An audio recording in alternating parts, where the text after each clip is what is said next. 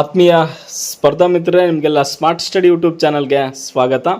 ಈ ದಿನ ನಡೆದಂತಹ police constable civil police constable ಪರೀಕ್ಷೆಯ ನಾನ್ ಎಚ್ ಕೆ ವಿಭಾಗದ ಪ್ರಶ್ನೆ ಪತ್ರಿಕೆಯ ತಾತ್ಕಾಲಿಕ ಕೀ ಉತ್ತರಗಳನ್ನು ಈ ವಿಡಿಯೋದಲ್ಲಿ ನಾವು ಹೇಳ್ತಾ ಹೋಗಿದ್ದೀವಿ. ಈ ಎಲ್ಲ ವಿಡಿಯೋಗಳು ಅಕ್ಯುರೇಟ್ ಆಗಿ ಇದ್ದಾವೆ ಅಂತ ಹೇಳ್ತಾ ನೋಡಿ, ಮೊದಲ ಪ್ರಶ್ನೆ, ಟರ್ನರ್ ಸಿಂಡ್ರೋಮ್ ಕಾಯಿಲೆಯು ಈ ಕೆಳಗಿನ ಯಾವ ಕಾರಣದಿಂದ ಬರುತ್ತದೆ ಅಂತ ಕೇಳಿದ್ದಾರೆ.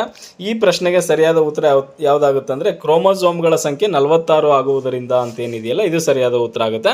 ಇನ್ನು ಮುಂದಿನ ಪ್ರಶ್ನೆ ನೋಡಿ, ಎರಡನೇ ಪ್ರಶ್ನೆ, ಈ ಕೆಳಗಿನ ಯಾವ ಮೈಕ್ರೋಬ್ ಅಥವಾ ಪಾಚಿಗಳನ್ನು ಗಗನಯಾತ್ರಿಗಳು ತಮ್ಮ ಆಹಾರವಾಗಿ ಬಳಸ್ತಾರೆ ಅಂತ ಕೇಳಿದ್ದಾರೆ. ಇಲ್ಲಿ ನೋಡಿ, ಸ್ಪೈರುಲಿನಾ ಅನ್ನೋ ಏನು ಆಯ್ಕೆ 2 ಇದೆಯಲ್ಲ, ಇದು ಸರಿಯಾದ ಉತ್ತರ ಆಗುತ್ತೆ ಅಂತ.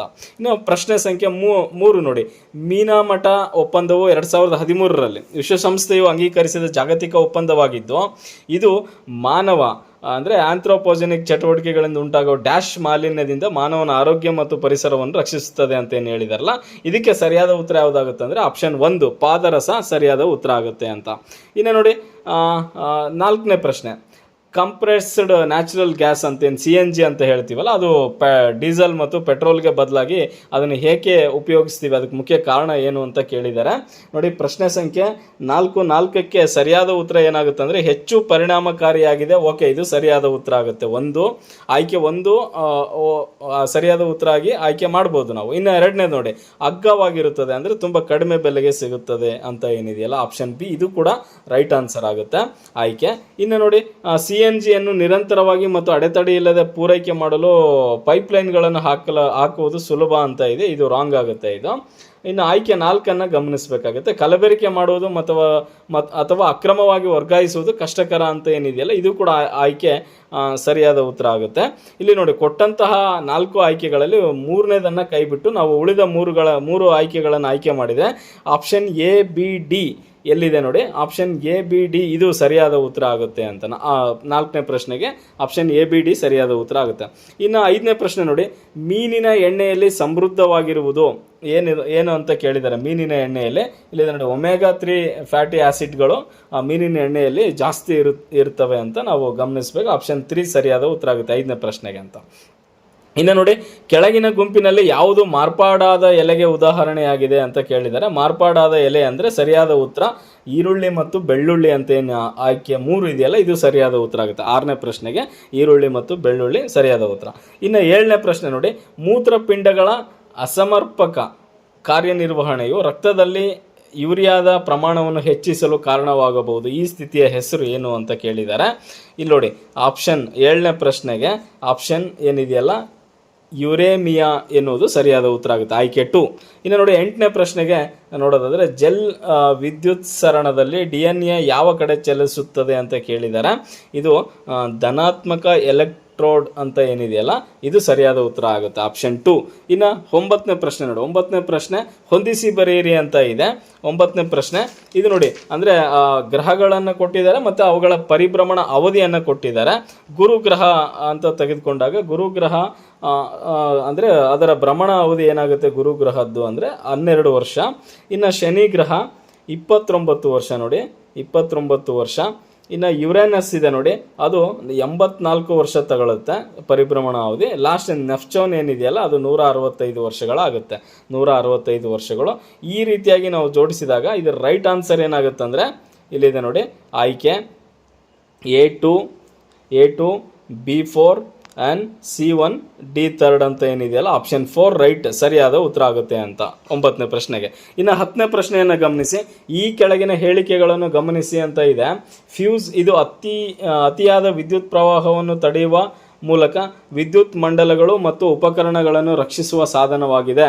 ಓಕೆ, ಫ್ಯೂಸನ್ನು ವಿದ್ಯುತ್ ಸಾಧನಗಳೊಂದಿಗೆ ಸಮಾನಾಂತರ ಕ್ರಮದಲ್ಲಿ ಜೋಡಿಸಿರುತ್ತಾರೆ. ಈ 2 ಹೇಳಿಕೆಗಳನ್ನು ಗಮನಿಸಿದರೆ ಈ ಹೇಳಿಕೆಗಳಲ್ಲಿ ಒಂದು ಹೇಳಿಕೆ ಅನ್ನೋದು ಸರಿಯಾಗಿದೆ, 1ನೇ ಹೇಳಿಕೆ ಸರಿಯಾಗಿದೆ, ಇನ್ನು 2ನೇ ಹೇಳಿಕೆ ತಪ್ಪಾಗಿದೆ ಅಂತ. ಅಂದರೆ ಹೇಳಿಕೆ 1 ಸರಿ ಮತ್ತು ಹೇಳಿಕೆ 2 ತಪ್ಪು ಅಂತ ಇಲ್ಲಿ ನಾವು ಗಮನಿಸಬೇಕು ಅಂತ. ಅಂದರೆ ಆಪ್ಷನ್ 3 ಏನಿದೆಯಲ್ಲ, ಇದು ಸರಿಯಾದ ಉತ್ತರ ಆಗುತ್ತೆ ಅಂತ. ಇನ್ನು ನೋಡಿ, ಪ್ರಶ್ನೆ ಸಂಖ್ಯೆ 11ನೇ ಪ್ರಶ್ನೆ ಸಂಖ್ಯೆ, GPS ಬೆಂಬಲಿತ ಜಿಯೋ ಆಗ್ಮೆಂಟೆಡ್ ನ್ಯಾವಿಗೇಷನ್ ಒಂದು ಉಪಗ್ರಹ ಆಧಾರಿತ ಆಗ್ಮೆಂಟೇಷನ್ ಸಿಸ್ಟಮ್ ಆಗಿದೆ. ಇದನ್ನು ಜಂಟಿಯಾಗಿ ಅಭಿವೃದ್ಧಿಪಡಿಸಿದವರು ಯಾರು ಅಂತ ಕೇಳಿದ್ದಾರೆ. ಇಲ್ಲಿ ನೋಡಿ, ಇದಕ್ಕೆ ಇಸ್ರೋ ಮತ್ತು AAI ಅಂತ ಏನಿದೆಯಲ್ಲ, ಇಸ್ರೋ ಮತ್ತು AAI ಇಲ್ಲಿದೆ ನೋಡಿ. ಆಪ್ಷನ್ 4 ಸರಿಯಾದ ಉತ್ತರ ಆಗುತ್ತೆ. ಇವರು ಇದನ್ನು ಜಂಟಿಯಾಗಿ ಅಭಿವೃದ್ಧಿಪಡಿಸಿರ್ತಾರೆ ಅಂತ. ಇನ್ನು 12ನೇ ಪ್ರಶ್ನೆ ನೋಡಿ, ವಿದ್ಯುತ್ ಇಸ್ತ್ರಿ ಪೆಟ್ಟಿಗೆಯ ಸುರುಳಿಗಳಲ್ಲಿ ಮಿಶ್ರಲೋಹಗಳನ್ನು ಬಳಸುತ್ತಾರೆ ಏಕೆಂದರೆ. ವಿದ್ಯುತ್ ಮಿಶ್ರಲೋಹ ಪೆಟ್ಟಿಗೆಗಳಲ್ಲಿ ವಿದ್ಯುತ್ ಇದನ್ನು ಯಾಕೆ ಬಳಸ್ತಾರೆ ಅಂದರೆ, ಮಿಶ್ರಲೋಹದ ರೋಧಶೀಲತೆ ಅನ್ನೋದು ಅವುಗಳ ರೋಧಶೀಲತೆ ಅದರ ಘಟಕಗಳಿಗಿಂತಲೂ ಹೆಚ್ಚಾಗಿರುತ್ತದೆ. ಇಲ್ಲಿದೆ ನೋಡಿ, ಆಪ್ಷನ್ 2 ಏನಿದೆಯಲ್ಲ, ಮಿಶ್ರಲೋಹದ ಪ್ರತಿರೋಧವು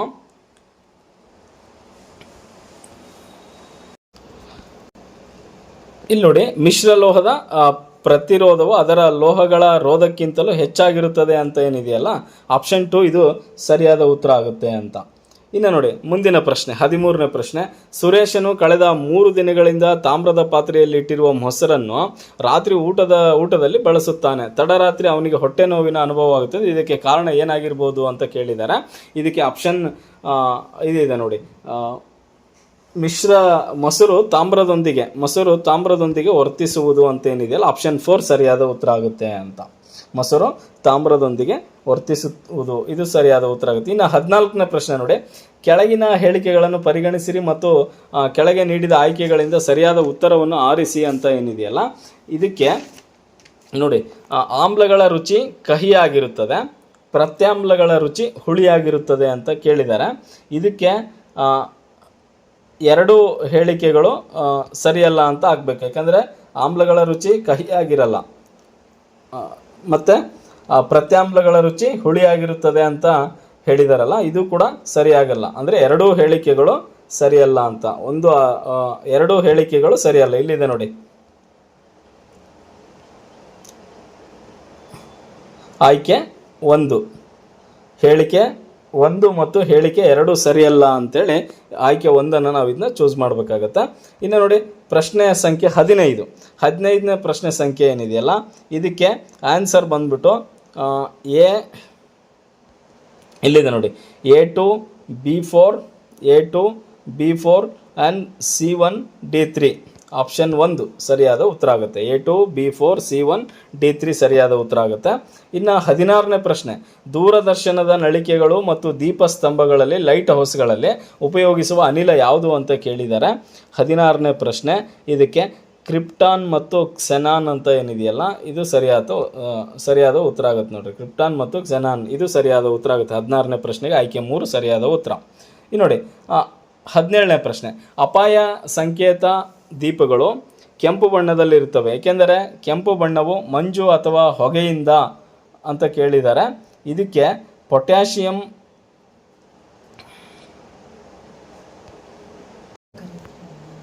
ಇಲ್ಲಿದೆ ನೋಡಿ, ಕನಿಷ್ಠ ಚೆದುರುವಿಕೆ ಸರಿಯಾದ ಉತ್ತರ ಆಗುತ್ತೆ. ಆಯ್ಕೆ 2 ಸರಿಯಾದ ಉತ್ತರ, ಕನಿಷ್ಠ ಚೆದುರುವಿಕೆ ಅಂತ ಆಯ್ಕೆ 2 ಸರಿಯಾದ ಉತ್ತರ.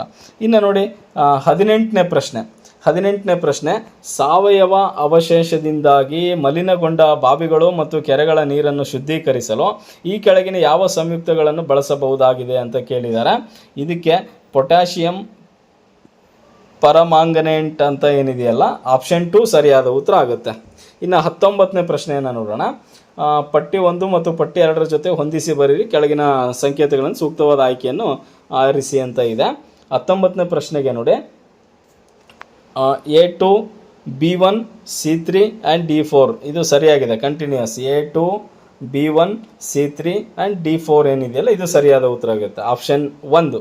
ಇನ್ನು ನೋಡಿ, 20ನೇ ಪ್ರಶ್ನೆ, ಕರ್ನಾಟಕದ ಕೆಲವು ಪ್ರಮುಖ ಶಿಖರಗಳನ್ನು ಮತ್ತು ಅವುಗಳ ಎತ್ತರಕ್ಕೆ ಅನುಗುಣವಾಗಿ ಇಳಿಕೆಯ ಕ್ರಮದಲ್ಲಿ ಗುರುತಿಸಿ ಅಂತ ಕೇಳಿದ್ದಾರೆ.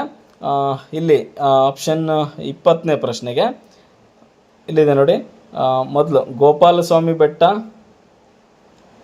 ನೆಕ್ಸ್ಟ್ ಮೇಲುಕೋಟೆ, ಹಾಗೆಯೇ ಬಿಳಿಗಿರಿ ರಂಗನ ಬೆಟ್ಟ ಆ್ಯಂಡ್ ಚಾಮುಂಡಿ ಬೆಟ್ಟ. ಆಪ್ಷನ್ 3 ಸರಿಯಾದ ಉತ್ತರ ಆಗುತ್ತೆ. ಇದು 20ನೇ ಪ್ರಶ್ನೆಗೆ ಸರಿಯಾದ ಉತ್ತರ. ಗೋಪಾಲಸ್ವಾಮಿ ಬೆಟ್ಟ, ಮೇಲುಕೋಟೆ ಬೆಟ್ಟ, ಬಿಳಿಗಿರಿ ರಂಗನ ಬೆಟ್ಟ, ಚಾಮುಂಡಿ ಬೆಟ್ಟ ಇದು ಸರಿಯಾದ ಉತ್ತರ ಆಗುತ್ತೆ. ಇನ್ನು ಪ್ರಶ್ನೆ ಸಂಖ್ಯೆ 21 ಗಮನಿಸೋಣ. ಕೆಳಗಿನವುಗಳ ಸರಿಯಾದ ಜೋಡಣೆಯನ್ನು ಗುರುತಿಸಿ ಅಂತ ಕೇಳಿದ್ದಾರೆ. 21ನೇ ಪ್ರಶ್ನೆಗೆ ಸರಿಯಾದ ಉತ್ತರ ಯಾವುದಂದರೆ ಆಪ್ಷನ್ ಎ ಬಿ ಡಿ ಇವೇನಿದೆವಲ್ಲ, ಆಪ್ಷನ್ ಎ ಬಿ ಡಿ ಅಂದರೆ ಎ ಬೋರ್ಘಾಟ್ ಅನ್ನೋದು ಮುಂಬೈ ಮತ್ತು ಪುಣೆ ಸರಿಯಾಗಿದೆ. ತಾಲ್ಘಾಟ್ ಇದು ಕೂಡ ಮುಂಬೈ ಮತ್ತು ನಾಸಿಕ್ಕಲ್ಲಿ ಸರಿಯಾಗಿದೆ. ಇನ್ನು ಪಾಲ್ಘಾಟ್ ಇದು ರಾಂಗ್, ಇದು ಪಾಲಿ ಮತ್ತು ರಾಜಮಂದಲ್ಲಿ ಬರಲ್ಲ. ಆಗುಂಬೆ ಘಾಟ್ ಉಡುಪಿ ಮತ್ತು ಶಿವಮೊಗ್ಗ ಸರಿಯಾಗಿದೆ. ಹಾಗಾಗಿ ಆಪ್ಷನ್ ನೋಡಿ 21ನೇ ಪ್ರಶ್ನೆಗೆ ಆಪ್ಷನ್ ಎ ಬಿ ಡಿ ಸರಿಯಾದ ಉತ್ತರ ಆಗುತ್ತೆ. ಎ ಬಿ ಡಿ ಸರಿಯಾದ ಉತ್ತರ ಆಗುತ್ತೆ ಅಂತ ಆಪ್ಷನ್ 4. ಓಕೆ, ಇನ್ನು ಮುಂದಿನ ಪ್ರಶ್ನೆ 22ನೇದು. ಕೆಳಗೆ ಕೊಟ್ಟಿರೋ ನಕ್ಷೆಯಲ್ಲಿ ಇಲ್ಲೊಂದು ಮಾರ್ಕ್ ಮಾಡಿದ್ದಾರೆ, ಇದರಲ್ಲಿ ಯಾವ ಮಣ್ಣು ಇದು ಅಂತ ಗುರುತಿಸಿ ಅಂತ ಹೇಳಿದ್ದಾರೆ. ಇದು ಜಂಬಿಟ್ಟಿಗೆ ಮಣ್ಣು ಆಗುತ್ತೆ, ಹೆಚ್ಚು ಮಳೆ ಬೀಳುವಂಥ ಒಂದು ಪ್ರದೇಶವಾಗಿರೋದು ಇಲ್ಲಿ ಜಂಬಿಟ್ಟಿಗೆ ಮಣ್ಣು. ಆಪ್ಷನ್ 2 ಸರಿಯಾದ ಉತ್ತರ. ಇನ್ನು 23ನೇ ಪ್ರಶ್ನೆ, ಕೆಳಕಂಡ ನಗರಗಳ ವರ್ಗೀಕರಣವನ್ನು ಪರಿಗಣಿಸಿ. ನಗರಗಳ ವರ್ಗೀಕರಣ ಅಂತ ಏನು ಹೇಳಿದಾರಲ್ಲ, 23ನೇ ಪ್ರಶ್ನೆ. ಒಂದು ನಗರ, ಒಂದನೇದು ನಗರ, ಓಕೆ ಒಂದನೇದು. ಇನ್ನು ನಗರ ಆದ ತಕ್ಷಣ ಮೆಗಾ ಸಿಟಿ ಅಂತ ಒಂದು ಬರುತ್ತೆ. ಇನ್ನು 3ನೇದು ನಗರ ಸಮುಚ್ಚಯ ಅಂತ ಬರುತ್ತೆ. 4ನೇದು ಮೆಗಲೋ ಪೊಲೀಸ್ ಅಂತ ಏನಿದೆಯಲ್ಲ ಇದು ಆಗುತ್ತೆ ಉತ್ತರ. ನೋಡಿ ಇಲ್ಲಿ ಏನು ಆಪ್ಷನ್ ಆಗುತ್ತೆ ಅಂದರೆ 1ನೇದಕ್ಕೆ A B D C, A B D C ಅಂತ ಏನಿದೆಯಲ್ಲ ಇದು ಸರಿಯಾದ ಉತ್ತರ. ಆಪ್ಷನ್ 3 ಆಪ್ಷನ್ 3 ಸರಿಯಾದ ಉತ್ತರ ಆಗುತ್ತೆ 23ನೇ ಪ್ರಶ್ನೆಗೆ. ಇನ್ನು 24ನೇ ಪ್ರಶ್ನೆಯನ್ನು ನೋಡೋಣ. ಭಾರತದ ಬಂದರುಗಳಿಗೆ ಸಂಬಂಧಿಸಿದಂತೆ ಈ ಕೆಳಗಿನ ಯಾವ ಜೋಡಿಗಳು ಸರಿಯಾಗಿವೆ ಅಂತ ಕೇಳಿದ್ದಾರೆ. ಇಲ್ಲಿ ನೋಡಿ ಒಂದು ಮಾತ್ರ ರಾಂಗ್ ಇದೆ, ಸಿ ಅನ್ನೋದು ಇದೇನಿದೆಯಲ್ಲ, ಏನಿದು ಚಿದಂಬರ್ನಾರ್ ಅಂತ ಏನಿದೆಯಲ್ಲ ಇದು ಪಾರದೀಪಲ್ಲಿ ಕಂಡು ಬರಲ್ಲ. ಇವೆಲ್ಲ ಉಳಿದಿರೋವೆಲ್ಲ ರೈಟ್ ಆಗಿದ್ದಾವೆ. ಹಾಗಾಗಿ ಆಪ್ಷನ್ ಎ ಬಿ ಡಿ ಸರಿಯಾದ ಉತ್ತರ ಆಗುತ್ತೆ. ಆಪ್ಷನ್ ಎ ಬಿ ಡಿ ಎಲ್ಲಿದೆ ನೋಡಿ, option A B D. Okay, option 3ನೇ ಆಯ್ಕೆ ಸರಿಯಾಗುತ್ತೆ ಅಂತ. ಓಕೆ, 25ನೇ ಪ್ರಶ್ನೆ. ಈ ಕೆಳಗಿನ ಯಾವ ರಾಜ್ಯದ ಮೂಲಕ ಕರ್ಕಾಟಕ ಸಂಕ್ರಾಂತಿ ವೃತ್ತವು ಹಾದು ಹೋಗುವುದಿಲ್ಲ ಅಂತ ಇದೆ. ನೋಡಿ, ಬಿಹಾರ್ ರಾಜ್ಯದ ಮೇಲೆ ಕರ್ಕಾಟಕ ಸಂಕ್ರಾಂತಿ ವೃತ್ತ ಹಾದು ಹೋಗಲ್ಲ. ಇದು ಆಪ್ಷನ್ 3 ಸರಿಯಾದ ಉತ್ತರ ಆಗುತ್ತೆ. ಇನ್ನು 26ನೇ ಪ್ರಶ್ನೆ, ಹೊಂದಿಸಿ ಬರೆಯಿರಿ ಅಂತ ಇದೆಯಲ್ಲ. 26ನೇ ಪ್ರಶ್ನೆ A2 B4 ನೋಡಿ, A2 B4 ಹಾಗೆಯೇ C1 ಹಾಗೂ D3 ಇದು ಸರಿಯಾದ ಉತ್ತರ ಆಗುತ್ತೆ. ಆಪ್ಷನ್ 3 ಸರಿಯಾದ ಉತ್ತರ 16ನೇ ಪ್ರಶ್ನೆಗೆ. ಓಕೆ, ಇನ್ನು 26ನೇ ಪ್ರಶ್ನೆಗೆ ಆಪ್ಷನ್ 3 ಸರಿಯಾದ ಉತ್ತರ ಆಗುತ್ತೆ. ಇನ್ನು 27ನೇ ಪ್ರಶ್ನೆ ನೋಡಿ, 27 ವಿಶ್ವದಲ್ಲಿ ಅಧಿಕ ಸಂಚಾರ ದಟ್ಟಣೆಯನ್ನು ಹೊಂದಿರುವ ಒಳನಾಡಿನ ಜಲಮಾರ್ಗ ಯಾವುದು ಅಂತ ಕೇಳಿದ್ದಾರೆ. ಕ್ವಿನ್ ಒಳನಾಡಿನ ರೈನ್ ಅಂತ ಏನಿದೆಯಲ್ಲ ಇದು ರೈನ್ ಒಳನಾಡಿನ ಜಲಮಾರ್ಗ ಇದು ಸರಿಯಾದ ಉತ್ತರ ಆಗುತ್ತೆ. ಆಪ್ಷನ್ 3 ಸರಿಯಾದ ಉತ್ತರ 27ನೇ ಪ್ರಶ್ನೆಗೆ. ಇನ್ನು 28 ದಿ ಸದರ್ನ್ ಟ್ರಾನ್ಸ್ಕಾಂಟಿನೆಂಟಲ್ ರೈಲ್ವೆ ಮಾರ್ಗ ಈ 2 ನಗರಗಳ ನಡುವೆ ಸಂಪರ್ಕ ಕಲ್ಪಿಸುತ್ತದೆ ಅಂತ ಇದೆಯಲ್ಲ, ಇಲ್ಲಿದೆ ನೋಡಿ, ಲಾಸ್ ಏಂಜಲಸ್ ಮತ್ತು ನ್ಯೂಯಾರ್ಕ್ ಅಂತ ಏನಿದೆಯಲ್ಲ ಆಪ್ಷನ್ 1 ಸರಿಯಾದ ಉತ್ತರ ಆಗುತ್ತೆ ಅಂತ. ಓಕೆ, 28ನೇ ಪ್ರಶ್ನೆಗೆ ಆಯ್ಕೆ 1 ಸರಿಯಾದ ಉತ್ತರ. ಇನ್ನು 29ನೇ ಪ್ರಶ್ನೆ, ಈ ಕೆಳಗಿನವುಗಳಲ್ಲಿ ಹವಾಮಾನದ ಮೇಲೆ ಪ್ರಭಾವ ಬೀರದ ಅಂಶ ಅಂತ ಕೇಳಿದ್ದಾರೆ ನೋಡಿ.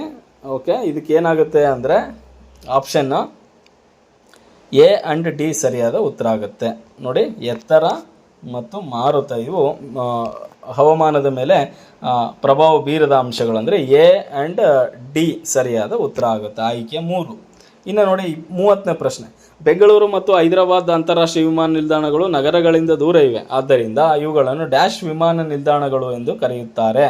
ಆಪ್ಷನ್ ನೋಡಿ 30ನೇ ಪ್ರಶ್ನೆಗೆ ಇವುಗಳಿಗೆ ಏನಂತ ಕರೀತಾರೆ ಅಂದರೆ ಗ್ರೀನ್ ಫೀಲ್ಡ್ ಅಂತ ಕರೀತಾರೆ, ಗ್ರೀನ್ ಫೀಲ್ಡ್. ಆಪ್ಷನ್ 2 ಸರಿಯಾದ ಉತ್ತರ. ಇನ್ನು 31ನೇ ಪ್ರಶ್ನೆ, ಭಾರತದ ಯಾವ ರಾಜ್ಯದಲ್ಲಿ ಬೋಡೋ ಅಥವಾ ಬೋರೋ ಭಾಷೆಯನ್ನು ಮುಖ್ಯ ಭಾಷೆಯಾಗಿ ಮಾತನಾಡ್ತಾರೆ ಅಂತ ಕೇಳಿದ್ದಾರೆ. 31ನೇದು ಇಲ್ಲಿ ಬೋಡೋ ಅಂದರೆ ಇಲ್ಲಿ ನೋಡಿ ಅಸ್ಸಾಂ ಏನಿದೆಯಲ್ಲ ಇದು ಸರಿಯಾದ ಉತ್ತರ ಆಗುತ್ತೆ ಅಂತ. ಅಸ್ಸಾಂನಲ್ಲಿ ಬೋಡೋ ಭಾಷೆಯನ್ನು ಅಥವಾ ಬೋರೋ ಭಾಷೆಯನ್ನು ಮಾತಾಡ್ತಾರೆ ಅಂತ. 31ನೇ ಪ್ರಶ್ನೆಗೆ ಅಸ್ಸಾಂ ಸರಿಯಾದ ಉತ್ತರ ಆಗುತ್ತೆ ಅಂತ. ಇನ್ನು ಡೆಕ್ಕನ್ ಎಜುಕೇಷನ್ ಸೊಸೈಟಿಗೆ ಸಂಬಂಧಪಟ್ಟ ವ್ಯಕ್ತಿಗಳನ್ನು ಗುರುತಿಸಿ ಅಂತ ಕೇಳಿದ್ದಾರೆ.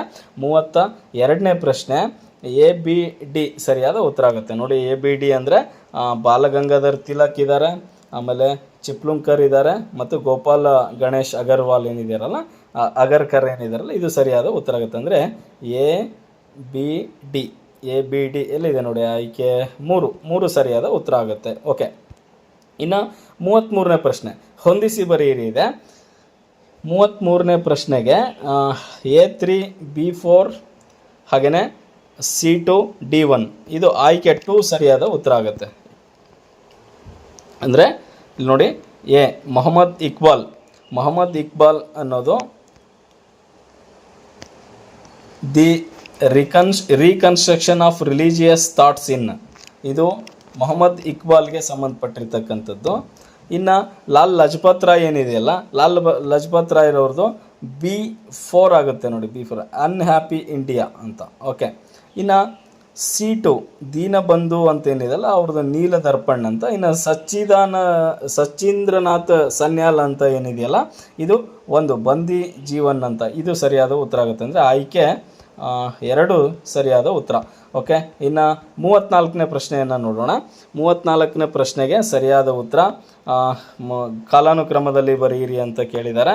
ಇದಕ್ಕೆ ಸರಿಯಾದ ಉತ್ತರ ನೋಡಿ, ಜಲಿಯನ್ ವಾಲಾಬಾಗ್ 1919, ಕ್ವಿಟ್ ಇಂಡಿಯಾ 1942, ಬಂಗಾಳ ವಿಭಜನೆ 1905, ಸೂರತ್ 1907 ಆಗುತ್ತೆ. ಇಲ್ಲಿ ನೋಡಿ, ಇದಕ್ಕೆ ಸರಿಯಾದ ಉತ್ತರ ಯಾವುದು ಅಂದರೆ CDAB. ಇಲ್ಲಿ ನೋಡಿ, CDAB ಅಂತ ಏನಿದೆಯಲ್ಲ ಆಪ್ಷನ್ 3 ಸರಿಯಾದ ಉತ್ತರ ಆಗುತ್ತೆ ಅಂತ. ಓಕೆ, ಇನ್ನು ಲೋಕಹಿತವಾದಿ ಅಂತ ಯಾರನ್ನ ಕರೀತಾರೆ ಅಂತ ಕೇಳಿದ್ದಾರೆ. ಗೋಪಾಲ್ ಹರಿ ದೇಶ್ಮುಖ್ ಏನಿದೆಯಲ್ಲ ಇದು ಸರಿಯಾದ ಉತ್ತರ ಆಗುತ್ತೆ, ಆಪ್ಷನ್ 2 35ನೇ ಪ್ರಶ್ನೆಗೆ. ಇನ್ನು 36ನೇ ಪ್ರಶ್ನೆ, ಈ ಕೆಳಗಿನ ಭಾರತದ ಯಾವ ಸ್ಥಳದಲ್ಲಿ ರೋಮನ್ನರು ಅಗಸ್ಟಸ್ ದೇವಾಲಯವನ್ನು ನಿರ್ಮಿಸಿದರು ಎಂದು ಹೇಳಲಾಗಿದೆ? ಎಲ್ಲಿ ಅಂದರೆ ಈ ಮುಜ್ರಿಸ್ ಅಂತ ಏನು ಆಪ್ಷನ್ ಕೊಟ್ಟಿದ್ದಾರಲ್ಲ 4, ಇದು ಸರಿಯಾದ ಉತ್ತರ ಆಗುತ್ತೆ ಅಂತ. ಇನ್ನು ಹೊಂದಿಸಿ ಬರೆಯಿರಿ ಇದೆ ನೋಡಿ 37ನೇ ಪ್ರಶ್ನೆಗೆ. ಇದು ಒಂದನೇದಕ್ಕೆ ಸೆಂಟ್ರಲ್ ಕಾಲೇಜ್ ಬೆಂಗಳೂರು ಅನ್ನೋದು ಇಂಡೋ ಇಸ್ಲಾಮಿಕ್ ಶೈಲಿಯಲ್ಲಿ ಕಟ್ಟಿಸಿದ್ದಾರೆ. ಇನ್ನು ಶಾರದಾಂಬಾ ದೇವಾಲಯ ಶೃಂಗೇರಿ ಇದೇನಿದೆ ಅಂದರೆ ಇದನ್ನು ಆಧುನಿಕ ಶೈಲಿಯಲ್ಲಿ ಕಟ್ಟಿದ್ದಾರೆ, ಇದು ಹೊಂದಿಕೆ ಆಗುತ್ತೆ. ಸಿ ಆಪ್ಷನ್ ವಾಣಿ ವಿಲಾಸ್ ಆಸ್ಪತ್ರೆ ಬೆಂಗಳೂರನ್ನು ಇದನ್ನು ದ್ರಾವಿಡ ಶೈಲಿಯಲ್ಲಿ ಕಟ್ಟಲಾಗಿದೆ. ಇನ್ನು ಕಮಲ್ ಮಹಲ್ ಏನಿದೆಯಲ್ಲ ಹಂಪಿ, ಇದು ಗೋತಿಕ್ ಶೈಲಿಯಲ್ಲಿ ಇದೆ ಈ ರೀತಿಯಾಗಿ. ಅಂದರೆ ಆಪ್ಷನ್ ನಮಗೆ ಯಾವುದು ಹೊಂದಿಕೆ ಆಗುತ್ತೆ ಅಂದರೆ ನೋಡಿ, ಆಪ್ಷನ್ A3, B2, C1 ಹಾಗೂ D4 ಅಂದರೆ ಆಪ್ಷನ್ 3 ಸರಿಯಾದ ಉತ್ತರ ಆಗುತ್ತೆ ಅಂತ. ಇನ್ನು ನೋಡಿ 38ನೇ ಪ್ರಶ್ನೆ, ಈ ಕೆಳಗಿನ ಹೇಳಿಕೆಗಳಲ್ಲಿ ಯಾವ ಹೇಳಿಕೆಗಳು ಹೊಯ್ಸಳ ರಾಜ ವಿಷ್ಣುವರ್ಧನನಿಗೆ ಸಂಬಂಧಿಸಿವೆ ಅಂತ ಕೇಳಿದ್ದಾರೆ. ವಿಷ್ಣುವರ್ಧನನಿಗೆ ಸಂಬಂಧಿಸಿದ ಹೇಳಿಕೆಗಳು ಯಾವಂದರೆ ನೋಡಿ, ವಿಷ್ಣುವರ್ಧನನು ನೊಳಂಬವಾಡಿಗೊಂಡ ಎಂಬ ಬಿರುದನ್ನು ಹೊಂದಿದ್ದ. ಈ ಬಿರುದು ವಿಷ್ಣುವರ್ಧನ್ಗೆ ಸಂಬಂಧಪಟ್ಟಿರ್ತಕ್ಕಂಥದ್ದು. ಹಾಗೆಯೇ ಬಿ ಆಪ್ಷನ್ ನೋಡಿ, ವಿಷ್ಣುವರ್ಧನ್ ರಾಮಾನುಜಾಚಾರ್ಯರಿಗೆ ಆಶ್ರಯ ನೀಡಿದರು. ಹೌದು, ಇದು ಕೂಡ ಸರಿಯಾದ ಉತ್ತರ ಆಗುತ್ತೆ ಅಂತ. ಇನ್ನು ಆಪ್ಷನ್ 3 ನೋಡಿದರೆ ವಿಷ್ಣುವರ್ಧನ್ ಚೋಳ ರಾಜಕುಮಾರಿ ಚೋಳಮಾದೇವಿಯನ್ನು ವಿವಾಹವಾಗಿದ್ದರು. ಇಲ್ಲ, ಇದು ರಾಂಗ್. ಇದು ವಿಷ್ಣುವರ್ಧನನು 4ನೇ ಆಪ್ಷನ್, ವಿಷ್ಣುವರ್ಧನನು ರಾಜಧಾನಿಯನ್ನು ದ್ವಾರ ಸಮುದ್ರಕ್ಕೆ ವರ್ಗಾಯಿಸಿದ್ದು. ಇದು ರೈಟ್ ಆಗುತ್ತೆ. ಹಾಗಾದರೆ ಆಪ್ಷನ್ ABD ಸರಿಯಾದ ಉತ್ತರ ಆಗುತ್ತೆ. ಆಪ್ಷನ್ ABD ಸರಿಯಾದ ಉತ್ತರ ಆಗುತ್ತೆ. ನೋಡಿ ಎಲ್ಲಿದೆ ಅದು, option ABD 4th one right answer. Okay, ಇನ್ನು 39ನೇ ಪ್ರಶ್ನೆ, ಕೃಷ್ಣದೇವರಾಯನ ಆಸ್ಥಾನದ ಅಷ್ಟದಿಗ್ಗಜರಲ್ಲಿ ಈ ಕೆಳಗಿನ ಯಾರು ಸಂಗೀತ ಸಾಹಿತ್ಯ ಸಮಾರಾಂಗಣ ಸಾರ್ವಭೌಮ ಎಂಬ ಬಿರುದನ್ನು ಪಡೆದಿದ್ದರು ಅಂತ ಇದೆ. ಓಕೆ, ಇದು ಯಾರು ಅಂದರೆ ಅಲ್ಲಸಾನಿ ಪೆದ್ದಣ್ಣ ಅಂತ ಆಪ್ಷನ್ 1 ಇದೆಯಲ್ಲ, ಇದು ಅವರ ಬಿರುದಾಗಿರುತ್ತೆ ಅಂತ. ಇನ್ನು 40ನೇ ಪ್ರಶ್ನೆ, ಭಾರತದ ಮೇಲಿನ ಈ ಕೆಳಗಿನ ದಾಳಿಗಳನ್ನು ಕಾಲಾನುಕ್ರಮದಲ್ಲಿ ಹೊಂದಿಸಿ ಮತ್ತು ಕೆಳಗಿನ ಆಯ್ಕೆಗಳನ್ನು ಸರಿಯಾದ ರೀತಿಯಲ್ಲಿ ಹೇಳಿ ಅಂತ ಇದೆ. ಇಲ್ಲಿ ನೋಡಿ, ಮೊದಲು ಯಾವ ದಾಳಿ ಆಗುತ್ತೆ ಅಂದರೆ ಎ ಶಕರ ದಾಳಿ. ಮೊದಲು ಶಕರ ದಾಳಿ, ಇದು ಎ ಆಗುತ್ತೆ, ರೈಟ್. ಅದು ಮೊದಲು ಒಂದು. ಇನ್ನು ಎರಡನೇದು ನೋಡಿ, ಈ ದಾಳಿಗಳನ್ನು ಕ್ರಮವಾಗಿ ಹೇಳಿದರೆ ಮೊದಲನೇ ದಾಳಿ ನಮಗೆ ಬಿ ಅಂದರೆ ಫಸ್ಟು ಇಂಡೋ ಗ್ರೀಕ್ ಆಗುತ್ತೆ, ಎರಡನೇದು ಶಕರ ದಾಳಿ ಆಗುತ್ತೆ, ಹಾಗೆಯೇ ಮೂರನೇದು ನಮಗೆ ಪಾರ್ಥಿಯನ್ನರ ದಾಳಿ ಆಗುತ್ತೆ. ಇನ್ನು ಲಾಸ್ಟ್ ಒನ್ ಏನಿದೆಯಲ್ಲ ಸಿ, ಅದು 4ನೇದು ಕುಶಾಣರ ದಾಳಿ ಆಗುತ್ತೆ. ಅಂದರೆ ಇಲ್ಲಿ BADC ಅನ್ನೋ ಆಪ್ಷನ್ಗೆ ನಾವು ಹೋಗಬೇಕಾಗುತ್ತೆ. BADC ಎಲ್ಲಿದೆ ನೋಡಿ. ಓಕೆ, ಆಪ್ಷನ್ 3 ಸರಿಯಾದ ಉತ್ತರ ಆಗುತ್ತೆ ಅಂತ. ಇನ್ನು 41ನೇ ಪ್ರಶ್ನೆ, ಈ ಕೆಳಗಿನ ಮೈಸೂರಿನ ದಿವಾನರನ್ನು ಕಾಲಾನುಕ್ರಮದಲ್ಲಿ ಜೋಡಿಸಿ ಅಂತ ಇದೆ. ಓಕೆ, ಇಲ್ಲಿ ಏನಿದೆ, PN Krishnamurthy ಮೊದಲಾಗ್ತಾರೆ, PN Krishnamurthy, VP Madhavrao, T Anandrao ಅಂತ ಏನಿದೆಯಲ್ಲ, ಇದು ಸರಿಯಾದ ಆಪ್ಷನ್ 2 ಸರಿಯಾದ ಉತ್ತರ ಆಗುತ್ತೆ ನೋಡಿ 41ನೇ ಪ್ರಶ್ನೆಗೆ. ಇನ್ನು 42ನೇ ಪ್ರಶ್ನೆ, ಹೇಳಿಕೆಗಳನ್ನು ಪರಿಗಣಿಸಿ ಅಂತ ಇದೆ. 1ನೇ ಹೇಳಿಕೆ 1857ರ ದಂಗೆಯಲ್ಲಿ ಭಾರತೀಯ ಸೈನಿಕರು ಕಳಪೆ ಮಟ್ಟದ ಯುದ್ಧೋಪಕರಣಗಳನ್ನು ಹೊಂದಿದ್ದರು. ಹೌದು, ಸರಿಯಾಗಿದೆ. ಇನ್ನು ಬ್ರಿಟಿಷರು ಭಾರತಕ್ಕೆ ಅಪಾರ ಪ್ರಮಾಣದಲ್ಲಿ ಜನರು ಮತ್ತು ಹಣ ಹಾಗೂ ಶಸ್ತ್ರಾಸ್ತ್ರಗಳನ್ನು ಕಳಿಸಬೇಕಾಗಿತ್ತು. ಎಸ್, ಇದು ಕೂಡ ಸರಿಯಾಗಿದೆ. ಎರಡೂ ಹೇಳಿಕೆಗಳು ಸರಿಯಾಗಿವೆ. ಆದರೆ ಆಪ್ಷನ್ ಏನು ಕೊಟ್ಟಿದ್ದಾರೆ ನೋಡೋಣ. ಎರಡೂ ಹೇಳಿಕೆಗಳು ಸರಿಯಾಗಿವೆ. ಒಂದಕ್ಕೊಂದು ಸಂಬಂಧಿಸಿದೆ ಇಲ್ಲ, ಒಂದಕ್ಕೊಂದು ಸಂಬಂಧಿಸಿಲ್ಲ. ಇದು ರೈಟ್ ಆಗುತ್ತೆ ನೋಡಿ. ಆಪ್ಷನ್ 2 ಎರಡೂ ಹೇಳಿಕೆಗಳು ಸರಿ, ಆದರೆ ಹೇಳಿಕೆ 1 ಮತ್ತು ಹೇಳಿಕೆ 2 ಒಂದಕ್ಕೊಂದು ಸಂಬಂಧಿಸಿಲ್ಲ. ಇದು ಸರಿಯಾದ ಉತ್ತರ ಆಗುತ್ತೆ. ಇನ್ನು 43ನೇ ಪ್ರಶ್ನೆ, ಕೆಳಗಿನ ಹೇಳಿಕೆಗಳನ್ನು ಪರಿಗಣಿಸಿ ಅಂತ ಇದೆ. ಇದು ಕೂಡ 43ನೇ ಪ್ರಶ್ನೆಗೆ ಏನು ಹೇಳ್ತಾನೆ, ಹೇಳಿಕೆ 1 ಹೇಳಿಕೆ 2 ಕೊಟ್ಟಿದ್ದಾರೆ. ರಣಜಿತ್ ಸಿಂಗ್ ಅವರು ನಿರಂಕುಶ ಪ್ರಭುವಾಗಿದ್ದ ಕಾರಣ ಸಿಖ್ಖರು ಇಂಗ್ಲಿಷರ ವಿರುದ್ಧ ಸೋತರು ಅಂತ ಇದೆ. ಓಕೆ, ಇದು ಕೂಡ ಸರಿಯಾದ ಉತ್ತರ, ಆಪ್ಷನ್ ಆಗುತ್ತೆ ಹೇಳಿಕೆ. ಇನ್ನು ಬ್ರಿಟಿಷರ ಆಕ್ರಮಣಗಳಿಂದ ಸಿಖ್ ಸಾಮ್ರಾಜ್ಯವನ್ನು ರಕ್ಷಿಸಲು ಅವರು ವಿಫಲರಾದರು. ಇದು ಕೂಡ ಸರಿಯಾಗುತ್ತೆ. ಓಕೆ, ಆದರೆ ಮುಂದೆ ಆಪ್ಷನ್ ಏನು ಕೊಟ್ಟಿದ್ದಾನೆ, ಒಂದಕ್ಕೊಂದು ಸಂಬಂಧಿಸಿಲ್ಲ ಈ ರೀತಿಯಾಗಿ ಕೇಳಿದ್ದಾರೆ. ಓಕೆ, ಇದು ಏನಾಗುತ್ತೆ ಗೊತ್ತಾ, ಆಪ್ಷನ್ 1 ಅಂದರೆ ಹೇಳಿಕೆ 1, 2 ಎರಡೂ ಸರಿಯಾಗಿ ಮತ್ತು ಹೇಳಿಕೆ 2 ಒಂದಕ್ಕೆ ಸಂಬಂಧಿಸಿದ ಸರಿಯಾದ ಉತ್ತರ ಆಗುತ್ತೆ. ಅಂದರೆ 43ನೇ ಪ್ರಶ್ನೆಗೆ ಆಯ್ಕೆ 1 ಸರಿಯಾದ ಉತ್ತರ ಆಗುತ್ತೆ. ಇನ್ನು ನೋಡಿ 44ನೇ ಪ್ರಶ್ನೆ. ಇಲ್ಲಿ ಕ್ರಿಸ್ತಪೂರ್ವ 6ನೇ ಶತಮಾನದ ಗಣರಾಜ್ಯಗಳನ್ನು ಅವುಗಳ ರಾಜಧಾನಿಗಳೊಂದಿಗೆ ಹೊಂದಿಸಿ ಅಂತ ಕೇಳಿದ್ದಾರೆ. ಇಲ್ಲಿ ಒಂದು ಆವಂತಿ ಅಂತ ಏನಿದೆಯಲ್ಲ, ಆವಂತಿಗೆ ಉಜ್ಜಯಿನಿ ಇದು ಹೊಂದಿಕೆ ಆಗುವಂಥ ಒಂದು ರಾಜಧಾನಿ. ಇನ್ನು ಕೋಸಲ ಅಂತ ಇದೆ ನೋಡಿ, ಕೋಸಲ ಅಯೋಧ್ಯ. ಇನ್ನು ವತ್ಸ ಅಂತ ಇದೆ, ವತ್ಸ ಯಾವುದು, ಸಿ ಏನಾಗುತ್ತೆ, ಕೌಸಂಬಿ. ಇನ್ನು ಮಗಧ ಅಂತ ಏನಿದೆಯಲ್ಲ, ಇದು ರಾಜಗೃಹ ಆಗುತ್ತೆ. ಇದು ನೋಡಿ, ಈ ಥರ ಆಪ್ಷನ್ಗಳನ್ನು ನಾವು ನೋಡಿದರೆ A3 B4 and C1 D2 option ಇದು ಸರಿಯಾದ ಉತ್ತರ ಆಗುತ್ತೆ. ಯಾವುದು, option 3 A3 B4 and C1 D2 ಸರಿಯಾದ ಉತ್ತರ ಆಗುತ್ತೆ ಅಂತ. ಇನ್ನು ನೋಡಿ 45ನೇ ಪ್ರಶ್ನೆ, ಈ ಕೆಳಗಿನವುಗಳಲ್ಲಿ ಯಾರು ಋಗ್ವೇದ ಕಾಲದ ಪ್ರಮುಖ ದೇವತೆ ಅಲ್ಲ ಅಂತ ಕೇಳಿದ್ದಾರೆ. ಋಗ್ವೇದ ಕಾಲದ ಪ್ರಮುಖ ದೇವತೆ ಅಲ್ಲ, ಪ್ರಜಾಪತಿ ಇದು ಸರಿಯಾದ ಉತ್ತರ ಆಗುತ್ತೆ. ಇನ್ನು ಬಾಲ್ಯ ವಿವಾಹ ತಡೆಗಟ್ಟುವ ಕಾಯ್ದೆಗೆ ಸಂಬಂಧಿಸಿದಂತೆ ಈ ಕೆಳಗಿನ ಹೇಳಿಕೆಗಳನ್ನು ಪರಿಗಣಿಸಿ ಅಂತ ಇದೆ. ಬಾಲ್ಯ ವಿವಾಹ ತಡೆಗಟ್ಟುವ ಕಾಯ್ದೆ 1929ರಲ್ಲಿ ಜಾರಿಯಾಯಿತು. ಇದು ಶಾರದಾ ಕಾಯ್ದೆ ಎಂದು ಪ್ರಸಿದ್ಧವಾಗಿದೆ. ಓಕೆ, ಏನಿದೆ ಇದು, ಹೇಳಿಕೆ 1 ಸರಿಯಾಗಿದೆ. ಓಕೆ, ಇದನ್ನು ಈ ರೀತಿಯಾಗಿ ಶಾರದಾ ಕಾಯ್ದೆ ಅಂತ ಕರೀತಿದ್ರು. ಇದು ಬಾಲಕರ ಮತ್ತು ಬಾಲಕಿಯರ ಮದುವೆ ವಯಸ್ಸನ್ನು ಕ್ರಮವಾಗಿ 18 ಮತ್ತು 14ಕ್ಕೆ ನಿಗದಿಪಡಿಸಿತ್ತು. ಓಕೆ, ಎಸ್, ಇದು 1929ರ ಕಾಯ್ದೆ. ಇದು ಏನಿದೆ 18 ಮತ್ತು ಇದು ಕೂಡ ಹೇಳಿಕೆ 2 ಕೂಡ ಸರಿಯಾಗುತ್ತೆ. ಈ ಹೇಳಿಕೆ ಮುಂದೆ ಆಪ್ಷನ್ಗಳನ್ನು ನೋಡಿದಾಗ ಎರಡೂ ಹೇಳಿಕೆಗಳು ಸರಿ, ಆದರೆ ಹೇಳಿಕೆ 1 ಹೇಳಿಕೆ 2 ವಿವರಣೆ ನೀಡಲ್ಲ ಅಂತ, ಇದು ಆಪ್ಷನ್ 2 ಸರಿಯಾದ ಉತ್ತರ ಆಗುತ್ತೆ ಅಂತ. ಇನ್ನು ನೋಡಿ 47ನೇ ಪ್ರಶ್ನೆ, ಈ ಕೆಳಗಿನ ಯಾವ ಕೃತಿಯಲ್ಲಿ ರಾಜ ಹರ್ಷವರ್ಧನನನ್ನು ಭಾಸ ಮತ್ತು ಕಾಳಿದಾಸರಿಗೆ ಹೋಲಿಸಲಾಗಿದೆ ಅಂತ ಕೇಳಿದ್ದಾರೆ. ಇದು 47ನೇ ಪ್ರಶ್ನೆ ನೋಡಿ. ಇದಕ್ಕೆ ಇದೇನು ಜಯದೇವನ ಗೀತ ಗೋವಿಂದ ಅನ್ನೋ ಒಂದು ಕೃತಿ ಏನಿದೆಯಲ್ಲ, ಇದರಲ್ಲಿ ಭಾಸ ಮತ್ತು ಕಾಳಿದಾಸರಿಗೆ ರಾಜ ಹರ್ಷವರ್ಧನನ್ನು ಹೋಲಿಸಿದರೆ ಆಪ್ಷನ್ 1 ಸರಿಯಾದ ಉತ್ತರ ಆಗುತ್ತೆ. ಇನ್ನು 48ನೇ ಪ್ರಶ್ನೆ, ಈ ಕೆಳಗಿನ ಚೋಳ ಅರಸರಲ್ಲಿ ಶ್ರೀಲಂಕಾದ ಮೇಲೆ ದಾಳಿ ಮಾಡದವರು ಯಾರು ಅಂತ ಕೇಳಿದ್ದಾರೆ ನೋಡಿ. ದಾಳಿ ಮಾಡದವರು ಯಾರು ಅಂತ ಇಲ್ಲಿದೆ ಆಪ್ಷನ್ 48 1ನೇ ಆದಿತ್ಯ ಅಂತ ಏನಿದೆಯಲ್ಲ, ಇದು ರೈಟ್ ಆನ್ಸರ್ ಆಗುತ್ತೆ, 1ನೇ ಆದಿತ್ಯ. ಇನ್ನು ನೋಡಿ 49ನೇ ಪ್ರಶ್ನೆ, ಈ ಕೆಳಗಿನ ಸ್ಮಾರಕಗಳಲ್ಲಿ ಯಾವುದು ಶೇರ್ಷಾ ಸೂರಿಯಿಂದ ನಿರ್ಮಾಣಗೊಂಡಿಲ್ಲ. ಓಕೆ, 49 ಕುಷ್ಕಿ ಸಿರಿ ಅಂತ ಏನಿದೆಯಲ್ಲ, ಯಾವುದಿದು, ಇದು ಶೇರ್ಷಾ ಸೂರಿ ನಿರ್ಮಾಣ ಮಾಡಿಲ್ಲ, ಇದು ಸರಿಯಾದ ಉತ್ತರ ಆಗುತ್ತೆ. ಓಕೆ, ಆಪ್ಷನ್ 3 ಸರಿಯಾದ ಉತ್ತರ. ಇನ್ನು 50ನೇ ಪ್ರಶ್ನೆ, ಈ ಕೆಳಗಿನವುಗಳಲ್ಲಿ ಹೊಂದಿಸಿ ಸರಿಯಾದ ಉತ್ತರವನ್ನು ಆರಿಸಿ ಅಂತ ಇದೆ. ಇದರಲ್ಲಿ ನೋಡಿ ಏನಿದೆ, ಗುರು ರಾಮದಾಸ್, ಇದು ಕಂಟಿನ್ಯೂ ಇದೆ, ಇದು ಕರೆಕ್ಟಾಗಿ ಕೊಟ್ಟಿದ್ದಾರೆ. ರಾಮದಾಸು ಏನಿದು ಅಕಾಲ್ ತಖ್ತ್ ಸ್ಥಾಪನೆ ಮಾಡ್ತಾರೆ. ಗುರು ಅರ್ಜುನ್ ದೇವ ಆದಿಗ್ರಂಥವನ್ನು ಬರೀತಾರೆ, ಸಂಕಲಿಸ್ತಾರೆ. ಗುರು ಹರಗೋವಿಂದ್ ಖಾಲ್ಸಾ ಸ್ಥಾಪನೆ ಮಾಡಿದ್ರು. ಗುರು ಗೋವಿಂದ್ ಸಿಂಗ್ ಅಮೃತ್ಸರ ಸ್ಥಾಪನೆ. ಅಂದರೆ ಇದೇನಿದೆ option A1 B2 C3 D4 continue ಅಂದರೆ ಆಪ್ಷನ್ 1 ಇದು ಸರಿಯಾದ ಉತ್ತರ. A1 B2 ಮತ್ತು C3 D4 ಅಂತ ಇದು ಸರಿಯಾದ ಹಂಗೆ ಸರಿಯಾಗಿ ಹೊಂದಿಸಿ ಕೊಟ್ಟಿದ್ದಾರೆ ಅವರು. ಓಕೆ, ಇನ್ನು 51ನೇ ಪ್ರಶ್ನೆ, ನೋಡಿ ಮೆಂಟಲ್ ಅಬಿಲಿಟಿ ಸ್ಟಾರ್ಟ್ ಆಯಿತು ಇಲ್ಲಿಂದ. ಏನಿದೆ, ಆಕೃತಿ ಒಮ್ಮೆ ಮಾತ್ರ ಬಳಸಿಕೊಂಡು ಕೊಟ್ಟಿರೋ ಆಕೃತಿಗಳನ್ನು 3 ವರ್ಗಗಳ ಗುಂಪುಗಳನ್ನಾಗಿ ಮಾಡಿ ಅಂತ ಕೇಳಿದ್ದಾರೆ. 51ನೇ ಪ್ರಶ್ನೆಗೆ 3 ವರ್ಗಗಳ ಗುಂಪು ಯಾವುದಾಗುತ್ತಂದರೆ ಇದರಲ್ಲಿ ನೋಡಿ ಆಪ್ಷನ್ 1 ಸರಿಯಾದ ಉತ್ತರ. 135, 268, 479 ಇದು ಸರಿಯಾದ ಆಪ್ಷನ್ 1 ಸರಿಯಾದ ಉತ್ತರ ಆಗುತ್ತೆ ಅಂತ. ಇನ್ನು ಪ್ರಶ್ನಾರ್ಥಕ ಚಿಹ್ನೆ ಯಾವ ಜಾಗದಲ್ಲಿ ಹಾಕಿದಾರೋ ಆ ಜಾಗದಲ್ಲಿ ಯಾವ ಸಂಖ್ಯೆ ಬರುತ್ತೆ ಅಂತ ಹೇಳಿ ಅಂತ ಹೇಳಿದ್ದಾರೆ.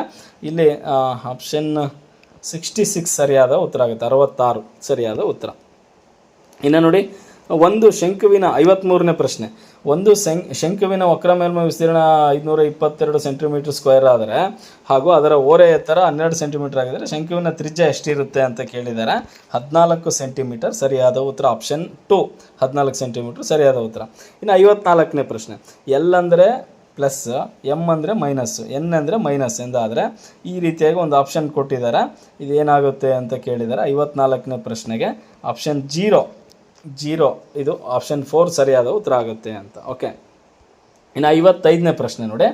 55ನೇ ಪ್ರಶ್ನೆ ಈ ರೀತಿಯಾಗಿ ಕೊಟ್ಟಿದ್ದಾರೆ. ಪ್ರಶ್ನೆ ಚಿತ್ರ ಇದೆ. ಇವುಗಳಲ್ಲಿ ಆಯ್ಕೆ ಯಾವುದಾಗುತ್ತಂದರೆ ಆಪ್ಷನ್ 1 ಸರಿಯಾದ ಉತ್ತರ ಆಗುತ್ತೆ. Plus, minus and into option 1 ಸರಿಯಾದ ಉತ್ತರ ಆಗುತ್ತೆ.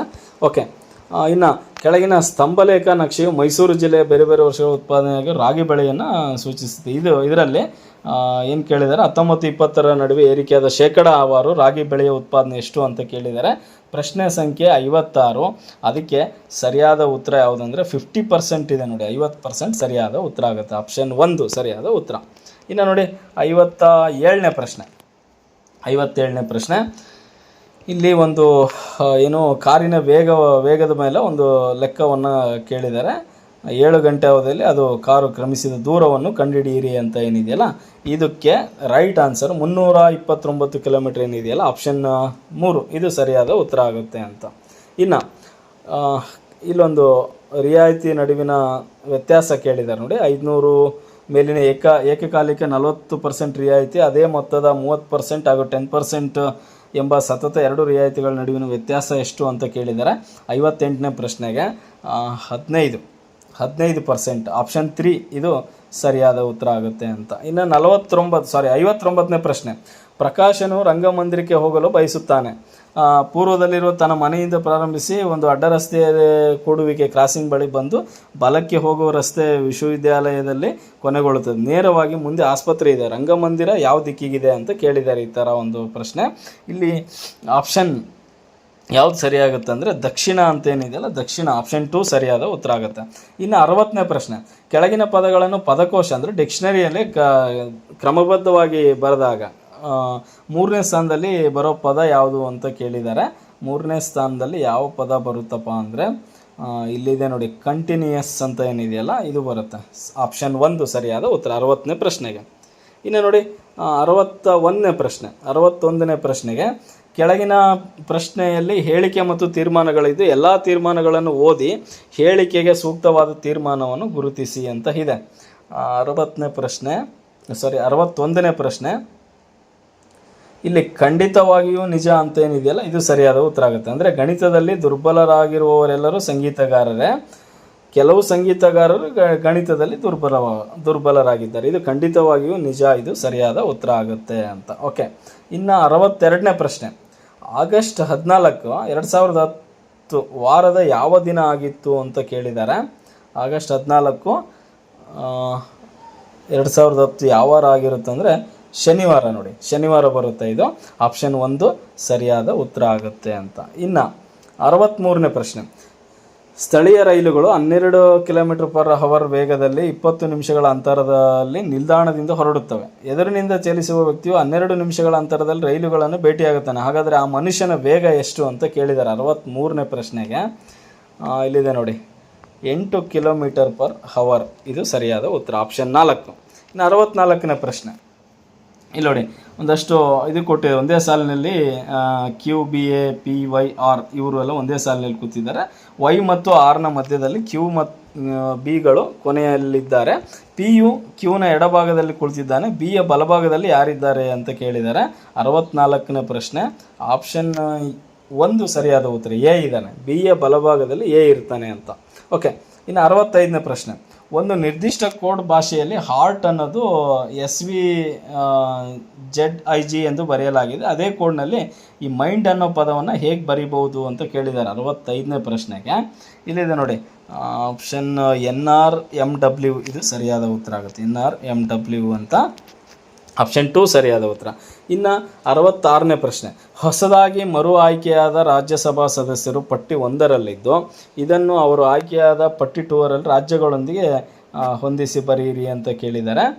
ಆಪ್ಷನ್ ನೋಡಿ, ಒಂದು ಮಾನ್ಸಿಂಗ್ ಮೆರ್ಮಾನ್ ಪರ್ಮಾರ್ ಅನ್ನೋರು ಗುಜರಾತ್ ರಾಜ್ಯಕ್ಕೆ ಸಂಬಂಧಪಟ್ಟವರು, ಇವರು ಗುಜರಾತ್ ಅಂತ.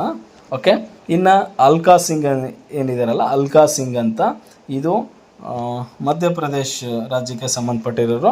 ತರಣ್ ಚುಗ್ ಅಂತ ಏನಿದಾರಲ್ಲ, ಇವರು ಮಹಾರಾಷ್ಟ್ರ ರಾಜ್ಯಕ್ಕೆ ಸಂಬಂಧಪಟ್ಟರು. ರಾಜೇಂದ್ರ ಹಿರಾಲಾಲ್ ಜೈನ್ ಇದೆಯಲ್ಲ, ಇವರು ರಾಜಸ್ಥಾನಕ್ಕೆ ಸಂಬಂಧಪಟ್ಟರು. ಅಂದರೆ ಇಲ್ಲಿ ಆಪ್ಷನ್ ಏನಾಗುತ್ತೆ, A4 B3 C2 and D1 ಇದೆಯಲ್ಲ, ಇದು ಸರಿಯಾದ ಉತ್ತರ ಆಗುತ್ತೆ. ಯಾವುದಿದು?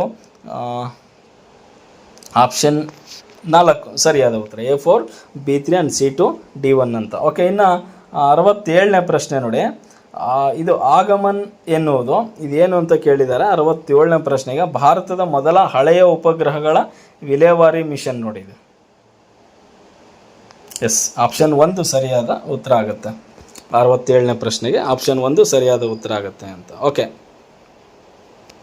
ಇನ್ನು 68ನೇ ಪ್ರಶ್ನೆ, JSJB 2.0 ಅನ್ನು ವಿಸ್ತರಿಸಿ ಅಂತ ಕೇಳಿದ್ದಾರೆ 68ನೇ ಪ್ರಶ್ನೆಗೆ. ಇದಕ್ಕೆ ಜಲಸಂಚಯ್ ಜನ್ ಭಾಗೀದಾರ್ ಅಂತ ಏನಿದೆಯಲ್ಲ, ಇಲ್ಲಿದೆ ನೋಡಿ, ಜಲ ಸಂಚಯ್ ಜನ್ ಭಾಗೀದಾರ್ ಇಲ್ಲಿದೆ ನೋಡಿ. ಆಪ್ಷನ್ 3 ಸರಿಯಾದ ಉತ್ತರ ಆಗುತ್ತೆ. ಜನ್ ಅದು ಜೀವನ್ ಅಲ್ಲ. ಓಕೆ, 68ಗೆ ಆಪ್ಷನ್ 3 ಸರಿಯಾದ ಉತ್ತರ. ಇನ್ನು 69ನೇ ಪ್ರಶ್ನೆ, 2026 ಅಂತಾರಾಷ್ಟ್ರೀಯ ಸಹಕಾರ ದಿನದ ಧ್ಯೇಯವಾಕ್ಯ ಏನು ಅಂತ ಕೇಳಿದ್ದಾರೆ. ಅಂತಾರಾಷ್ಟ್ರೀಯ ಸಹಕಾರ ದಿನದ ಧ್ಯೇಯವಾಕ್ಯ ಏನು ಅಂತ ಕೇಳಿದ್ದಾರೆ. 60 ಸಹಕಾರ ಸಂಘಗಳು ವೇಗವರ್ಧಿತ ಸುಸ್ಥಿರ ಅಭಿವೃದ್ಧಿಯ ಪಾಲುದಾರರು. ಆಪ್ಷನ್ 2 ಸರಿಯಾದ ಉತ್ತರ. ಸಹಕಾರ ಸಂಘಗಳು ವೇಗವರ್ಧಿತ ಸುಸ್ಥಿರ ಅಭಿವೃದ್ಧಿಯ ಪಾಲುದಾರರು ಸರಿಯಾದ ಉತ್ತರ, ಆಪ್ಷನ್ 2. ಇನ್ನು 70ನೇ ಪ್ರಶ್ನೆ, ಗ್ರೇಟರ್ ಬೆಂಗಳೂರು ಪ್ರಾಧಿಕಾರ GBAಕ್ಕೆ ಸಂಬಂಧಪಟ್ಟಂತೆ ಈ ಕೆಳಗಿನ ಯಾವ ಹೇಳಿಕೆಗಳು ಸರಿಯಾಗಿವೆ ಅಂತ ಕೇಳಿದ್ದಾರೆ. ಇಲ್ಲಿ 70ನೇ ಪ್ರಶ್ನೆ ಆಪ್ಷನ್ ನೋಡಿ 1, ಇದನ್ನು ಮೇ 15, 2000 ಸರಿಯಾದ ಉತ್ತರ. GBA ಸಂಪೂರ್ಣ ಗ್ರೇಟರ್ ಬೆಂಗಳೂರು ನಗರ ಸಮೂಹದ ಉಸ್ತುವಾರಿ ವಹಿಸುತ್ತದೆ. ಎಸ್, ಇದು ಕೂಡ ಸರಿಯಾದ ಉತ್ತರ ಆಗುತ್ತೆ. ಇನ್ನು ಸಿ, ಕರ್ನಾಟಕ ರಾಜ್ಯವು ಸರ್ಕಾರವು 25ರ ಗ್ರೇಟರ್ 2000 ಬೆಂಗಳೂರು ಆಡಳಿತ ಕಾಯ್ದೆಯನ್ನು ಜಾರಿಗೆ ತಂದು GBAಯನ್ನು ರಚಿಸುತ್ತೆ. ಎಸ್, ಇದು ಕೂಡ ರೈಟ್. ಹಾಗಾದರೆ ಆಪ್ಷನ್ ABC ರೈಟ್ ಆಗುತ್ತೆ ನೋಡಿ. Option 2 ABC right. ಓಕೆ, ಇನ್ನು 71ನೇ ಪ್ರಶ್ನೆ, ಇತ್ತೀಚೆಗೆ ಸಿಕ್ಕಿಂ ಸಂಪೂರ್ಣ ಸಾಕ್ಷರತಾ ರಾಜ್ಯ ಎಂದು ಯಾವ ಕಾರ್ಯಕ್ರಮದಡಿಯಲ್ಲಿ ಘೋಷಿಸಲ್ಪಟ್ಟಿದೆ ಅಂತ ಕೇಳಿದ್ದಾರೆ. ಓಕೆ, ಇಲ್ಲಿದೆ ನೋಡಿ, ಉಲ್ಲಾಸ್ ಅಂತ ಏನು ಆಪ್ಷನ್ 3 ಇದೆಯಲ್ಲ, ಇದು ಈ ಕಾರ್ಯಕ್ರಮದ ಅಡಿಯಲ್ಲಿ ಘೋಷಣೆ ಮಾಡ್ತಾರೆ ಅಂತ. ಇನ್ನು 72ನೇ ಪ್ರಶ್ನೆ, ಸೆಹತ್ ಇದನ್ನು ವಿಸ್ತರಿಸಿ ಅಂತ ಇದೆ ನೋಡಿ. ಏನಾಗುತ್ತೆ ಅಂದರೆ science excellence for health through agriculture transmission ಇಲ್ಲಿದೆ ನೋಡಿ.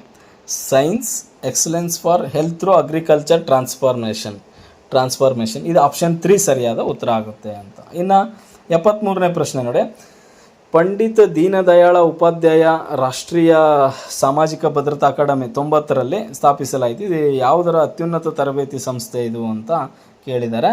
ಇದೆ ನೋಡಿ, ನೌಕರರ ಭವಿಷ್ಯ ನಿಧಿ ಸಂಸ್ಥೆ ಅಂತ ಏನಿದೆಯಲ್ಲ, ಇದು ಸರಿಯಾದ ಆಪ್ಷನ್ 4 ಸರಿಯಾದ, ನೌಕರರ ಭವಿಷ್ಯ ನಿಧಿ ಸಂಸ್ಥೆ. ಇನ್ನು 74, ಜನರಲ್ NS ರಾಜಾ ಸುಬ್ರಹ್ಮಣಿ ಅವರು 2026 ಮೇ 31ರಂದು ಭಾರತೀಯ ಸಶಸ್ತ್ರ ಪಡೆಗಳ 3ನೇ ಚೀಫ್ ಆಫ್ ಡಿಫೆನ್ಸ್ ಸ್ಟಾಫ್ ಆಗಿ ಅಧಿಕಾರ ಸ್ವೀಕರಿಸಿದರು. ಹಾಗಾದರೆ 2ನೇ ಚೀಫ್ ಆಫ್ ಡಿಫೆನ್ಸ್ ಸ್ಟಾಫ್ ಯಾರಾಗಿದ್ದರು ಅಂತ ಕೇಳಿದ್ದಾರೆ.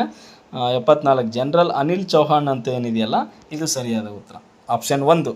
ಓಕೆ, ಇನ್ನು 75ನೇ ಪ್ರಶ್ನೆ, 26 ಏಪ್ರಿಲ್ನಲ್ಲಿ ಭಾರತದ ಉಪರಾಷ್ಟ್ರಪತಿಗಳು ಶ್ರೀ CP ರಾಧಾಕೃಷ್ಣನ್ ಅವರು ಭಾರತದ ಸಂವಿಧಾನ ಸಿಂಧಿ ಭಾಷೆ ಇತ್ತೀಚಿನ ಆವೃತ್ತಿಯನ್ನು ಬಿಡುಗಡೆ ಮಾಡಿದರು. ಅದನ್ನು ಕೆಳಗಿನ ಯಾವ ಲಿಪಿಗಳಲ್ಲಿ ಪ್ರಕಟಿಸಲಾಗಿದೆ ಅಂತ ಕೇಳಿದ್ದಾರೆ. 75ನೇ ಪ್ರಶ್ನೆ, ಇಲ್ಲಿ ನೋಡಿ, ಗುರುಮುಖಿ ಅಂತ ಒಂದು ಭಾಷೆ ಬರುತ್ತೆ, ಇನ್ನೊಂದು ಯಾವುದು ಗುಜರಾತಿ ಭಾಷೆ. BD ಸರಿಯಾದ ಉತ್ತರ ಆಗುತ್ತೆ ಅಂತ. ಓಕೆ, ಆಪ್ಷನ್ BD ಎಲ್ಲಿದೆ ನೋಡಿ, ಆಪ್ಷನ್ 1 ಸರಿಯಾದ ಉತ್ತರ. ಓಕೆ, ಇನ್ನು 76ನೇ ಪ್ರಶ್ನೆ. ಈ ಕೆಳಗಿನ ಯಾವ ಸನ್ನಿವೇಶಗಳಲ್ಲಿ ಸರ್ಕಾರಿ ನೌಕರನು ಗೌಪ್ಯತೆಯ ಕರ್ತವ್ಯವನ್ನು ಉಲ್ಲಂಘಿಸ್ತಾನೆ ಎನ್ನಲಾಗುತ್ತದೆ? ಎಸ್, ಇದು ನೋಡಿ ಯಾವುದಾಗುತ್ತಂದರೆ 76 ಆಪ್ಷನ್ ಮಾಹಿತಿಯನ್ನು ಅಧಿಕೃತ ಏನಿದೆ ಅಧಿಕೃತ ಅನುಮತಿ ಇಲ್ಲದೆ ಸಂಬಂಧಿಕರೊಂದಿಗೆ ಹಂಚಿಕೊಂಡಾಗ, ಇದೇ ರೈಟ್ ಆನ್ಸರ್ ಆಗುತ್ತೆ. ಆಪ್ಷನ್ 1 ಅಂದರೆ ಅಧಿಕೃತ ಪರ್ಮಿಷನ್ ಇಲ್ದಂಗೆ ಅವನು ಬೇರೆಯವ್ರ ಜೊತೆಗೆ ಹಂಚ್ಕೊಂಡಾಗ ಕರ್ತವ್ಯ ಉಲ್ಲಂಘಿಸಿದಂತೆ ಆಗುತ್ತೆ ಅಂತ. ಇನ್ನು 77ನೇ ಪ್ರಶ್ನೆ ನೋಡಿ. ಸಂಸ್ಥೆಯೊಳಗಿನ ತಪ್ಪು, ಕಾನೂನು ಬಾಹಿರ ಅಥವಾ ಅನೈತಿಕ ಚಟುವಟಿಕೆಗಳ ಬಗ್ಗೆ ಮಾಹಿತಿಯನ್ನು ಉದ್ಯೋಗಿ ಅಥವಾ ಒಳಗಿನವರು ಬಹಿರಂಗಪಡಿಸುವುದನ್ನು ಹೀಗೆಂದು ಕರೆಯುತ್ತಾರೆ? 77ನೇ ಪ್ರಶ್ನೆಗೆ ವಿಷಲ್ ಬ್ಲೋಯಿಂಗ್ ಅಂತ ಏನಿದೆಯಲ್ಲ, ಇದು ಸರಿಯಾದ ಉತ್ತರ ಆಗುತ್ತೆ. ಆಪ್ಷನ್ 1. ಓಕೆ, ಇನ್ನು 78ನೇ ಪ್ರಶ್ನೆ. 1995ರ ನೋಲನ್ ಸಮಿತಿಯ ಮೂಲಭೂತ ತತ್ವಗಳನ್ನು ಭಾರತೀಯ ನಾಗರಿಕ ಸೇವೆಗಳ ನೈತಿಕ ಮಾರ್ಗ ವ್ಯಾಪಕವಾಗಿ ಸಂಯೋಜಿಸಲಾಗಿದೆ. ನೋಲನ್ ತತ್ವಗಳನ್ನು ಜನಪ್ರಿಯವಾಗಿ ಹೀಗೆ ಕರೆಯಲಾಗುತ್ತದೆ ಅಂತ ಕೇಳಿದ್ದಾರೆ. 78ನೇ ಸಾರ್ವಜನಿಕ ಜೀವನದ 5 ಮೂಲ ತತ್ವಗಳು ಅಂತ ಏನಿದೆಯಲ್ಲ, ಇದು ಸರಿಯಾದ ಉತ್ತರ ಆಗುತ್ತೆ ಅಂತ. 1, 5 ಅಥವಾ 7 ಇದು ಡೌಟ್ ಇದೆ ನೋಡಿ, ಯಾವ್ದು ಬಿಡ್ತಾರೋ ನೋಡೋಣ. ಇದೊಂದು ಪ್ರಶ್ನೆಗೆ ಡೌಟ್ ಇದೆ, 5 ಅಥವಾ 7 ಮೂಲ ತತ್ವಗಳಂತ ನಾವು ಈ ಸದ್ಯಕ್ಕೆ ಗಮನಿಸಬೇಕು. ಇನ್ನು 79 ಜಾತ್ಯತೀತ ಮತ್ತು ಪ್ರಜಾಪ್ರಭುತ್ವದ ರಾಷ್ಟ್ರದ ಸದಸ್ಯರಾಗಿ ಪೊಲೀಸರು ಈ ಕೆಳಗಿನ ಯಾವ ಅಂಶಗಳ ಮೇಲೇರಲು ನಿರಂತರವಾಗಿ ಶ್ರಮಿಸಬೇಕು? ಅಂದರೆ ಯಾವ ಅಂಶಗಳಿಗಿಂತ ಮೇಲೇರಲು ಅಂತ ಇಲ್ಲಿ ಯಾವುದಾಗುತ್ತಂದರೆ ವೈಯಕ್ತಿಕ ಪೂರ್ವಾಗ್ರಹಗಳನ್ನು ಇರಬಾರ್ದು. ಅಂದರೆ ಈ ಪೊಲೀಸ್ ಆಗುವಂಥವ್ರಿಗೆ ವೈಯಕ್ತಿಕ ಪೂರ್ವಾಗ್ರಹಗಳು ಇರಬಾರ್ದು. ಈ ಅಂಶಗಳಿಂದ ಮೇಲೆ ಇರಲು ಯಾವಾಗಲೂ ನಿರಂತರವಾಗಿ ಶ್ರಮಿಸಬೇಕು ಅಂತ ಇದು ಸರಿಯಾದ ಉತ್ತರ ಆಗುತ್ತೆ. ಆಪ್ಷನ್ 3. ಓಕೆ, 80ನೇ ಪ್ರಶ್ನೆ ನೋಡಿ. ಕೆಲಸದ ಸ್ಥಳದಲ್ಲಿ ನೈತಿಕ ನಡವಳಿಕೆಯು ಇವುಗಳನ್ನು ಉತ್ತೇಜಿಸುತ್ತದೆ. ಆಪ್ಷನ್ ಏನಾಗುತ್ತೆ? ತಿರುಚುವಿಕೆ ಬರಲ್ಲ.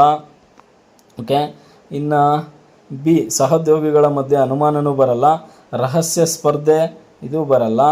ಇನ್ನು ನಂಬಿಕೆ ಮತ್ತು ಸಹಕಾರ, ಸಮಗ್ರತೆ, ಇದು ಸರಿಯಾದ ಉತ್ತರ ಆಗುತ್ತೆ. ಆಪ್ಷನ್ ಡಿ ಮತ್ತು ಇ ಎಲ್ಲಿದೆ? ಇದು ಆಪ್ಷನ್ ಡಿ ಮತ್ತು ಇ ಆಪ್ಷನ್ 4ಅಲ್ಲಿದೆ.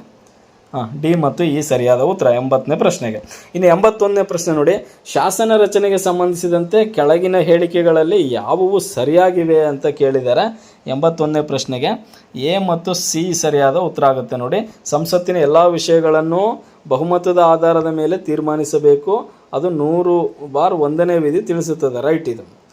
ನೆಕ್ಸ್ಟ್ ಒನ್ 107ನೇ ವಿಧಿ ಅನ್ವಯ ಹಣಕಾಸಿನ ಮಸೂದೆಗಳನ್ನು ಸಂಸತ್ತಿನ 2 ಸದನಗಳಲ್ಲಿ ಮಂಡಿಸಬಹುದು ಅಂತ ಕೊಟ್ಟಿದ್ದಾರೆ. ರಾಂಗ್ ಇದೆ. ಇನ್ನು ಏನಾಗುತ್ತೆ? ಸಂಸತ್ತಿನ ಅಧಿವೇಶನ ಮುಕ್ತಾಯಗೊಂಡರೂ ಮುಂದೂಡದಿದ್ದರೂ ಸಂಸತ್ತಿನಲ್ಲಿರುವ ಮಸೂದೆ ಜೀವಂತವಾಗಿರುತ್ತದೆ. ಎಸ್, ಇದು ಕೂಡ ಸರಿಯಾದ ಉತ್ತರ ಆಗುತ್ತೆ. ಹಾಗಾದರೆ ಆಪ್ಷನ್ ಎ ಮತ್ತು ಸಿ ಸರಿಯಾದ ಆಪ್ಷನ್ ನೋಡಿ. ಇಲ್ಲಿ ಆಪ್ಷನ್ ಎ ಮತ್ತು ಸಿ ಎಲ್ಲಿದೆ? 4. ಆಪ್ಷನ್ ಎ ಮತ್ತು ಸಿ ಸರಿಯಾದ ಉತ್ತರ. ಆಪ್ಷನ್ 4ರಲ್ಲಿ ಸರಿಯಾದ ಉತ್ತರ ಆಗುತ್ತೆ ಅಂತ. ಇನ್ನು 82ನೇ ಪ್ರಶ್ನೆ. UPSC ಸದಸ್ಯರನ್ನು ಯಾರು ನೇಮಕಾತಿ ಮಾಡ್ತಾರೆ ಅಂತ ಕೇಳಿದ್ದಾರೆ. 82ನೇ ಪ್ರಶ್ನೆ. ಇದಕ್ಕೆ ಅಫ್ಕೋರ್ಸ್ ಇದು ರಾಷ್ಟ್ರಪತಿ, ಭಾರತದ ರಾಷ್ಟ್ರಪತಿಗಳು ಸರಿಯಾದ ಉತ್ತರ ಆಗುತ್ತೆ. ಇನ್ನು 83ನೇ ಪ್ರಶ್ನೆ. ಈ ಕೆಳಗಿನ ಯಾವುದನ್ನು ಅಥವಾ ಯಾವುವನ್ನು ಸಂವಿಧಾನದ 7ನೇ ಅನುಸೂಚಿಯಲ್ಲಿ ಸೇರಿಸಲಾಗಿದೆ ಅಂತ ಕೇಳಿದ್ದಾರೆ. ಆಪ್ಷನ್ ABC ಅಂತ ಪಟ್ಟಿ ಅಂತ ಇದೆ ನೋಡಿ. ಇಲ್ಲಿ ಕೇಂದ್ರ ಪಟ್ಟಿ ಇದೆ 7ನೇ ಅನುಸೂಚಿಯಲ್ಲಿ, ರಾಜ್ಯ ಪಟ್ಟಿ ಇದೆ ಮತ್ತು ಸಮವರ್ತಿ ಪಟ್ಟಿ ಇದೆ. ಭಾರತದ ಅಧಿಕೃತ ಭಾಷೆಗಳು ಇಲ್ಲ. ಹಾಗಾಗಿ ಆಪ್ಷನ್ ಏನಿದೆಯಲ್ಲ ಇದು ABC ಸರಿಯಾದ ಉತ್ತರ. ಆಪ್ಷನ್ ABC ಸರಿಯಾದ ಉತ್ತರ. ಇನ್ನು 84ನೇ ಪ್ರಶ್ನೆ. ಸಂಸದೀಯ ಸರ್ಕಾರ ಪದ್ಧತಿಯಲ್ಲಿ ಕಾರ್ಯಾಂಗವು ಯಾವುದಕ್ಕೆ ನೇರವಾಗಿ ಉತ್ತರದಾಯಿಯಾಗಿರುತ್ತದೆ? 84ನೇ ಪ್ರಶ್ನೆಗೆ ಕಾರ್ಯಾಂಗ ಯಾವಾಗಲೂ ಶಾಸಕಾಂಗಕ್ಕೆ ನೇರವಾಗಿ ಉತ್ತರದಾಯಿಯಾಗಿ ಕೆಲಸ ಮಾಡುತ್ತೆ ಅಂತ. ಇನ್ನು 85ನೇ ಪ್ರಶ್ನೆ. ಭಾರತದ ಸಂವಿಧಾನದ ಎಷ್ಟನೇ ಭಾಗವು ತುರ್ತು ಪರಿಸ್ಥಿತಿಗೆ ಸಂಬಂಧಿಸಿದ ನಿಯಮಗಳನ್ನು ಒಳಗೊಂಡಿದೆ? ನೋಡಿ, 18ನೇ ಭಾಗ ಏನಿದೆಯಲ್ಲ ಇದು ಸರಿಯಾದ ಉತ್ತರ ಆಗುತ್ತೆ. 18ನೇ ಭಾಗ, ಸಂವಿಧಾನದ 18ನೇ ಭಾಗ ತುರ್ತು ಪರಿಸ್ಥಿತಿಗೆ ಸಂಬಂಧಪಟ್ಟಿರ್ತಕ್ಕಂಥ ಒಂದು ಪ್ರಶ್ನೆ ಇದು. ಓಕೆ, ಇನ್ನು 86 ಅಂದರೆ ಭಾರತ ಸಂವಿಧಾನದ 356ನೇ ವಿಧಿಯ ಅಡಿಯಲ್ಲಿ ರಾಜ್ಯದಲ್ಲಿ ಜಾರಿಗೆ ತರಲಾಗುವ ರಾಷ್ಟ್ರಪತಿ ಆಡಳಿತಕ್ಕೆ ಸಂಬಂಧಿಸಿದಂತೆ ಯಾವ ಹೇಳಿಕೆ ಸರಿಯಲ್ಲ ಅಂತ ಕೇಳಿದ್ದಾರೆ ನೋಡಿ. ನೆಗೆಟಿವ್ ಸೈಡಲ್ಲಿ ಕೇಳಿರ್ತಕ್ಕಂಥದ್ದು ಯಾವ ಹೇಳಿಕೆ ಸರಿಯಲ್ಲ ಅಂದರೆ 86ನೇ ಪ್ರಶ್ನೆಗೆ ಇದು ನೋಡೋಣ ಒಂದೊಂದೇ ಆಪ್ಷನ್ಗಳನ್ನು. ರಾಜ್ಯ ಸರ್ಕಾರವು ಸಂವಿಧಾನಗಳ ನಿಯಮಗಳಿಗೆ ಅನುಸಾರವಾಗಿ ಆಡಳಿತ ನಡೆಸಲು ವಿಫಲವಾದಾಗ ರಾಜ್ಯದಲ್ಲಿ ರಾಷ್ಟ್ರಪತಿ ಆಳ್ವಿಕೆ ತರ್ತಾರೆ. ಎಸ್, ಆಡಳಿತ ನಡೆಸಲು ವಿಫಲವಾದಾಗ ಸರಿಯಾದ ಉತ್ತರ. ಓಕೆ, ಇದು ಮೂಲಭೂತ ಹಕ್ಕುಗಳ ಮೇಲೆ ಪರಿಣಾಮ ಬೀರುತ್ತದೆ? ಇಲ್ಲ, ಮೂಲಭೂತ ಹಕ್ಕುಗಳ ಮೇಲೆ ರಾಷ್ಟ್ರಪತಿ ಆಡಳಿತ ಯಾವುದೇ ಪರಿಣಾಮ ಬೀರಲ್ಲ. ಇನ್ನು ಉಳಿದಂಥ ಆಪ್ಷನ್ಗಳು: ರಾಷ್ಟ್ರಪತಿ ಆಳ್ವಿಕೆಯನ್ನು ಅನುಮೋದಿಸುವ ನಿರ್ಣಯವನ್ನು ಸಂಸತ್ತಿನ ಸರಳ ಬಹುಮತದಿಂದ ಅಂಗೀಕರಿಸಬಹುದು. ರೈಟ್. ರಾಷ್ಟ್ರಪತಿ ಆಡಳಿತವನ್ನು ವಿಧಿಸಿರುವ ರಾಜ್ಯದಲ್ಲಿ ಮಾತ್ರ ಕೇಂದ್ರ ಸರ್ಕಾರದೊಂದಿಗೆ ರಾಜ್ಯದ ಸಂಬಂಧದಲ್ಲಿ ಬದಲಾವಣೆಯಾಗುತ್ತದೆ. ಎಸ್, ಹೌದು, ಇದು ಸರಿಯಾದ ಉತ್ತರ. ಹಾಗಾದರೆ ಆಪ್ಷನ್ 2 ಇದು ಮೂಲಭೂತ ಹಕ್ಕುಗಳ ಮೇಲೆ ಇದು ಯಾವುದೇ ಪರಿಣಾಮವನ್ನು ಬೀರಲ್ಲ. ಇದು 86ನೇ ಪ್ರಶ್ನೆಗೆ ಆಪ್ಷನ್ 2 ಸರಿಯಾದ ಉತ್ತರ ಆಗುತ್ತೆ. ಇನ್ನು 87ನೇ ಪ್ರಶ್ನೆ: ಸಂವಿಧಾನ ರಚನಾ ಸಭೆಯ ಶಾಶ್ವತ ಅಧ್ಯಕ್ಷರಾಗಿ ರಾಜೇಂದ್ರ ಪ್ರಸಾದ್ ಅಧಿಕಾರ ವಹಿಸ್ಕೊಂಡ್ರಲ್ಲ, ಅದಕ್ಕೂ ಮೊದಲು ಯಾರಿದ್ರು ಅಂತ ಕೇಳಿದರೆ ಇದಕ್ಕೆ ರೈಟ್ ಆನ್ಸರ್ ಡಾಕ್ಟರ್ ಸಚ್ಚಿದಾನಂದ ಸಿನ್ಹಾ. ಆಪ್ಷನ್ 4 ಸರಿಯಾದ ಉತ್ತರ. ಇನ್ನು 88: ಈ ಕೆಳಗಿನ ಹೇಳಿಕೆಗಳನ್ನು ಪರಿಗಣಿಸಿ ಅಂತ ಇದೆಯಲ್ಲ, ಈ ನೋಡಿ ಏನಿದೆ: ಭಾರತ ಸಂವಿಧಾನವು ಅದರ ಮೂಲ ಸಂರಚನೆಯನ್ನು ಸಂಯುಕ್ತ ವ್ಯವಸ್ಥೆ, ಜಾತ್ಯತೀತವಾದ ಮತ್ತು ಮೂಲಭೂತ ಹಕ್ಕುಗಳು ಮತ್ತು ಪ್ರಜಾಪ್ರಭುತ್ವದ ನೆಲೆಯಲ್ಲಿ ವ್ಯಾಖ್ಯಾನಿಸುತ್ತದೆ ಅಂತ ಇದೆ. ಇದು ಓಕೆ, ಒಂದು ರೈಟ್ ಅದು ಸರಿ. ಇನ್ನು ಭಾರತದ ಸಂವಿಧಾನವು ನಾಗರಿಕ ಸ್ವಾತಂತ್ರ್ಯಗಳನ್ನು ರಕ್ಷಿಸಲು ಮತ್ತು ಸಂವಿಧಾನಕ್ಕೆ ಆಧಾರವಾಗಿರುವ ಆದರ್ಶಗಳನ್ನು ಎತ್ತಿಡಿಯಲು ನ್ಯಾಯಿಕ ವಿಮರ್ಶೆಗೆ ಅವಕಾಶ ಕಲ್ಪಿಸಿದೆ. ಎಸ್, ಇದು ಕೂಡ ರೈಟ್ ಆಗುತ್ತೆ. ಹಾಗಾದರೆ 88ನೇ ಪ್ರಶ್ನೆಗೆ AB 2 ಸರಿ ಅಂತ ನಾವು ಗಮನಿಸಬೇಕಿಲ್ಲಿ. ಓಕೆ, ಆಪ್ಷನ್ 3 ಸರಿಯಾದ ಉತ್ತರ. AB 2 ಸರಿ. ಇನ್ನು 89ನೇ ಪ್ರಶ್ನೆ ನೋಡೋಣ. ಹೊಂದಿಸಿ ಬರೆಯಿರಿದೆ: ಸಾರ್ವಜನಿಕ ಉದ್ಯೋಗದಲ್ಲಿ ಸಮಾನತೆಯನ್ನು ಕಲ್ಪಿಸಬೇಕು ಅಂತ ಕೊಟ್ಟಿದ್ದಾರೆ. ಇದು ಏನು? ಎಸ್, ಯಾವ ವಿಧಿ? ಈ ರೀತಿಯಾಗಿ ವಿಧಿಗಳನ್ನು ಕೊಡೋದು. ಸಾರ್ವಜನಿಕ ಉದ್ಯೋಗದಲ್ಲಿ ಸಮಾನತೆ. ಆಪ್ಷನ್ 4 ಸರಿಯಾದ 16ನೇ ವಿಧಿ ಸರಿಯಾದ ಉತ್ತರ ಆಗುತ್ತೆ. ಒಂದನೇದಕ್ಕೆ. ಇನ್ನು ಅಲ್ಪಸಂಖ್ಯಾತರ ಹಕ್ಕು 29ನೇ ವಿಧಿ ಅಲ್ಪಸಂಖ್ಯಾತರು. ವೈಯಕ್ತಿಕ ಸ್ವಾತಂತ್ರ್ಯದ ಹಕ್ಕು 21ನೇ ವಿಧಿ. ಆಪ್ಷನ್ 2. ಇನ್ನು ಡಿ ಏನಾಗುತ್ತೆ? ಶೋಷಣೆಯ ವಿರುದ್ಧದ ಹಕ್ಕು 23. ಓಕೆ, ಇದು ಸರಿಯಾದ ಉತ್ತರ. ಅಂದರೆ ಯಾವುದಾಗುತ್ತೆ ಇದರಲ್ಲಿ ಅಂದರೆ ಒಂದು A4 B1 A4 and B1 C2 D3 ಇದು ಸರಿಯಾದ ಉತ್ತರ ಆಗುತ್ತೆ. ಆಪ್ಷನ್ 3 ಸರಿಯಾದ ಉತ್ತರ ಆಗುತ್ತೆ ನೋಡಿ. ಓಕೆ, ಇನ್ನು 90ನೇ ಪ್ರಶ್ನೆ: ಭಾರತದ ಒಕ್ಕೂಟದ ರಾಷ್ಟ್ರಪತಿಯನ್ನು ಚುನಾಯಿಸುವವರು ಯಾರು ಅಂತ ಕೇಳಿದ್ದಾರೆ. ಅಫ್ಕೋರ್ಸ್ ಇಲ್ಲಿದೆ ನೋಡಿ 90ನೇ ಪ್ರಶ್ನೆಗೆ. ಸಂಸತ್ತು, ರಾಜ್ಯ ವಿಧಾನಸಭೆಗಳು, ದೆಹಲಿ ಮತ್ತು ಪುದುಚೇರಿ ಕೇಂದ್ರಾಡಳಿತ ಪ್ರದೇಶಗಳ ವಿಧಾನಸಭೆಗಳ ಚುನಾಯಿತ ಸದಸ್ಯರು. ಆಪ್ಷನ್ 2 ಸರಿಯಾದ ಉತ್ತರ. ಇನ್ನು 91ನೇ ಪ್ರಶ್ನೆ: ಕೆಳಗೆ ನೀಡಿರುವ ಕೇಂದ್ರಾಡಳಿತ ಪ್ರದೇಶಗಳಲ್ಲಿ ಯಾವುವು ರಾಜ್ಯಸಭೆಯಲ್ಲಿ ಪ್ರಾತಿನಿಧಿತ್ವ ಹೊಂದಿಲ್ಲ ಅಂತ ಇದೆ. 91ನೇ ಪ್ರಶ್ನೆ ಎಲ್ಲಿದೆ ನೋಡಿ, ಯಾವುದಾಗುತ್ತೆ ಅಂದರೆ ಚಂಡೀಗಢ, ಲಕ್ಷದ್ವೀಪ ಮತ್ತು ಲಡಾಖ್. ಇದು ಆಪ್ಷನ್ 4 ಸರಿಯಾದ ಉತ್ತರ ಆಗುತ್ತೆ. ಇನ್ನು 92ನೇ ಪ್ರಶ್ನೆ: ಭಾರತ ಸರ್ಕಾರದ ಅತ್ಯುನ್ನತ ಕಾನೂನು ಸಲಹೆಗಾರರು ಯಾರು?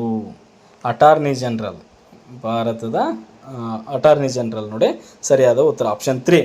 ಇನ್ನು 93ನೇ ಪ್ರಶ್ನೆ: ರಾಜ್ಯಪಾಲರು ತಮ್ಮ ರಾಜೀನಾಮೆಯ ಪತ್ರವನ್ನು ಯಾರಿಗೆ ನೀಡಬೇಕು ಅಂತ ಕೇಳಿದ್ದಾರೆ. ಅಫ್ಕೋರ್ಸ್ ಇದು ಕೂಡ ರಾಷ್ಟ್ರಪತಿಗೆ ಅವರು ತಮ್ಮ ರಾಜೀನಾಮೆ ಪತ್ರವನ್ನು ನೀಡಬೇಕಾಗುತ್ತೆ ರಾಜ್ಯಪಾಲರು ಅಂತ. ಆಪ್ಷನ್ 2 ಸರಿಯಾದ ಉತ್ತರ. ಇನ್ನು 94ನೇ ಪ್ರಶ್ನೆ: ಭಾರತ ಸಂವಿಧಾನದ 163ನೇ ವಿಧಿಯನ್ವಯ ಸಚಿವ ಸಂಪುಟವು ನೆರವು ಮತ್ತು ಸಲಹೆಯನ್ನು ಯಾರಿಗೆ ನೀಡುತ್ತೆ? 163ನೇ ವಿಧಿಯನ್ವಯ ಅಂತ ನೋಡಿದರೆ ರಾಜ್ಯದ ರಾಜ್ಯಪಾಲರಿಗೆ. ಎಸ್, ಆಪ್ಷನ್ 2 ಸರಿಯಾದ ಉತ್ತರ. ಇನ್ನು 95: ಷಡ್ ದರ್ಶನಗಳಿಗೆ ಸಂಬಂಧಿಸಿದಂತೆ ತಪ್ಪಾದ ಜೋಡಿಗಳನ್ನು ಹೇಳಿ ಅಂತ ಹೇಳಿದ್ದಾರೆ. ಇಲ್ಲಿ ನೋಡಿ, ತಪ್ಪಾದ ಜೋಡಿ ಅಂದರೆ ನ್ಯಾಯ. ಎಸ್, ಇದು ಬಿ ಆಪ್ಷನ್. ತಪ್ಪಾದ ಜೋಡಿಯನ್ನು ಕೇಳಿದ್ದಾರೆ. ಯೋಗ ಇಲ್ಲೇನಿದೆ? ತಪ್ಪಾದ ಜೋಡಿ ಅಂತ ಇದೆ. ನ್ಯಾಯ ಮತ್ತು ಸರಿ ಇದೆ. ನ್ಯಾಯ ಗೌತಮ ಸರಿ ಇದೆ. ಇನ್ನು ಬಿ ಯೋಗ ಅಂತಿದೆಯಲ್ಲ, ಇದು ತಪ್ಪಾದ ಉತ್ತರ ಆಗುತ್ತೆ ನೋಡಿ. Samkhya Kapila, Purva Mimamsa Patanjali D. Option D ಮತ್ತು B D. Option B D ಸರಿಯಾದ ಉತ್ತರ ಆಗುತ್ತೆ ನೋಡಿ ಇದಕ್ಕೆ. ಎಸ್. ಇನ್ನು 96ನೇ ಪ್ರಶ್ನೆ: ಪಟ್ಟಿ 1ರ ದಿನಾಚರಣೆಗಳನ್ನು ಪಟ್ಟಿ 2ರಲ್ಲಿ ಕೊಟ್ಟಿರುವ ದಿನಾಂಕಗಳೊಂದಿಗೆ ಹೊಂದಿಸಿ ಸರಿಯಾದ ಉತ್ತರವನ್ನು ಆಯ್ಕೆ ಮಾಡಿ ಅಂತ ಕೇಳಿದ್ದಾರೆ. ಓಕೆ, 96ನೇ ಪ್ರಶ್ನೆಗೆ ನೋಡಿ. A2 ಭೂಮಿ ದಿನ ಏಪ್ರಿಲ್ 22. ಭೂಮಿ ದಿನ ಏಪ್ರಿಲ್ 22. ವಿಶ್ವ ಓಜೋನ್ ದಿನ ನೋಡಿ ಸೆಪ್ಟೆಂಬರ್ 16. ಇನ್ನು ರಾಷ್ಟ್ರೀಯ ಮಾಲಿನ್ಯ ತಡೆಗಟ್ಟುವಿಕೆ ದಿನ ಡಿಸೆಂಬರ್ 2. ವಿಶ್ವ ಜನಸಂಖ್ಯಾ ದಿನ ಜುಲೈ 11. ಇದು ಸರಿಯಾದ ಉತ್ತರ ಆಗುತ್ತೆ. ಅಂದರೆ ಆಪ್ಷನ್ ಏನಾಗುತ್ತೆ 96ನೇ ಪ್ರಶ್ನೆಗೆ ಆಪ್ಷನ್ನ A2, B4, C1, D3 ಇದು ಸರಿಯಾದ ಉತ್ತರ ಆಗುತ್ತೆ ನೋಡಿ. ಅಂದರೆ ಆಪ್ಷನ್ 3. ಓಕೆ, ಇನ್ನು 97ನೇ ಪ್ರಶ್ನೆ. ಒಲಿಂಪಿಕ್ ಧ್ಯೇಯದ ಸರಿಯಾದ ಕ್ರಮ ಅಂತ ಕೇಳಿದ್ದಾರೆ. ಒಲಿಂಪಿಕ್ ಧ್ಯೇಯದ ಸರಿಯಾದ ಕ್ರಮ ಯಾವುದು ಅಂದರೆ ಅದರ ಧ್ಯೇಯ ಯಾವುದು ಒಲಿಂಪಿಕ್ದು ಅಂದರೆ 97ನೇ ಪ್ರಶ್ನೆಗೆ faster, stronger, higher and together ಅಂತ ಏನಿದೆಯಲ್ಲ ಇದು ಆಪ್ಷನ್ 1 ಸರಿಯಾದ ಉತ್ತರ ಆಗುತ್ತೆ ಅಂತ. ಇನ್ನು 98ನೇ ಪ್ರಶ್ನೆ.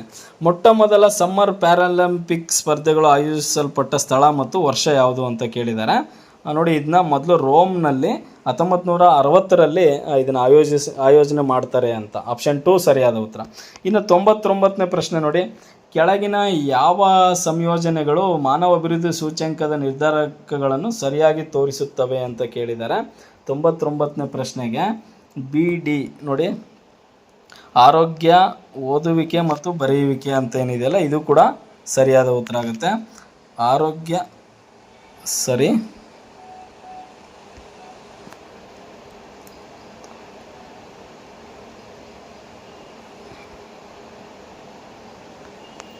ಆರೋಗ್ಯ, ಶಿಕ್ಷಣ ಮತ್ತು ಜೀವನ ಮಟ್ಟ 1 ಸರಿಯಾದ C.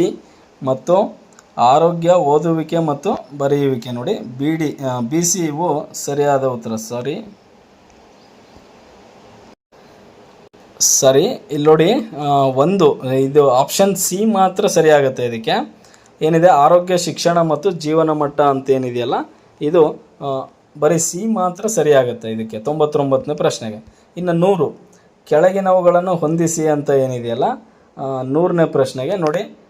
ಹಣಕಾಸು ಆಯೋಗಗಳನ್ನು ಕೊಟ್ಟಿದ್ದಾರೆ, ಅದಕ್ಕೆ ಸಂಬಂಧಪಟ್ಟಂಥ ಏನು ಹಣಕಾಸು ಮುಖ್ಯಸ್ಥರನ್ನು ಕೊಟ್ಟಿದ್ದಾರೆ ಅಂತ. ಇಲ್ಲಿ ನೋಡಿ ಏನಾಗುತ್ತೆ ಅಂದರೆ 1ನೇ ಹಣಕಾಸು ಆಯೋಗ. 1ನೇ ಹಣಕಾಸು ಆಯೋಗಕ್ಕೆ ಯಾರು ಮುಖ್ಯಸ್ಥರು ಅಂದರೆ KC Niyogi. Option KC Niyogi. ಹಾಗೆಯೇ 2ನೇ ಹಣಕಾಸು ಆಯೋಗಕ್ಕೆ ಯಾರು ಅಧ್ಯಕ್ಷರು ಅಂದರೆ ಅಶೋಕ್ ಕುಮಾರ್ ಚಂದಾ. ಓಕೆ, ಹಾಗೆಯೇ 3ನೇ ಹಣಕಾಸು ಆಯೋಗಕ್ಕೆ ಅಧ್ಯಕ್ಷರು ಯಾರಂದರೆ K ಸಂತಾನಂ. 4ನೇ ಹಣಕಾಸು ಆಯೋಗಕ್ಕೆ ಅಧ್ಯಕ್ಷರು ಮುಖ್ಯಸ್ಥರು ಯಾರಂದರೆ 4ನೇ ಹಣಕಾಸು ಆಯೋಗದ ಮುಖ್ಯಸ್ಥರು ಯಾರಂದರೆ PV ರಾಜಮನ್ನಾರ್ ಅಂತ. ಇನ್ನು 5ನೇ ಹಣಕಾಸು ಮುಖ್ಯಸ್ಥರು ಯಾರಂದರೆ ಈ 2 ಮಹಾವೀರ್ ತ್ಯಾಗಿ ಅಂತ. ಅಂದರೆ ಆಪ್ಷನ್ ಏನಾಗುತ್ತೆ ಇದು A2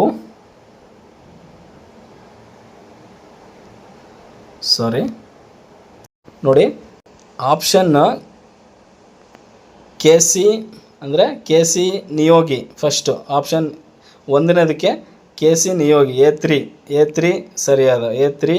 ಹಾಗೆಯೇ B1 A3 B1 ಹಾಗೆಯೇ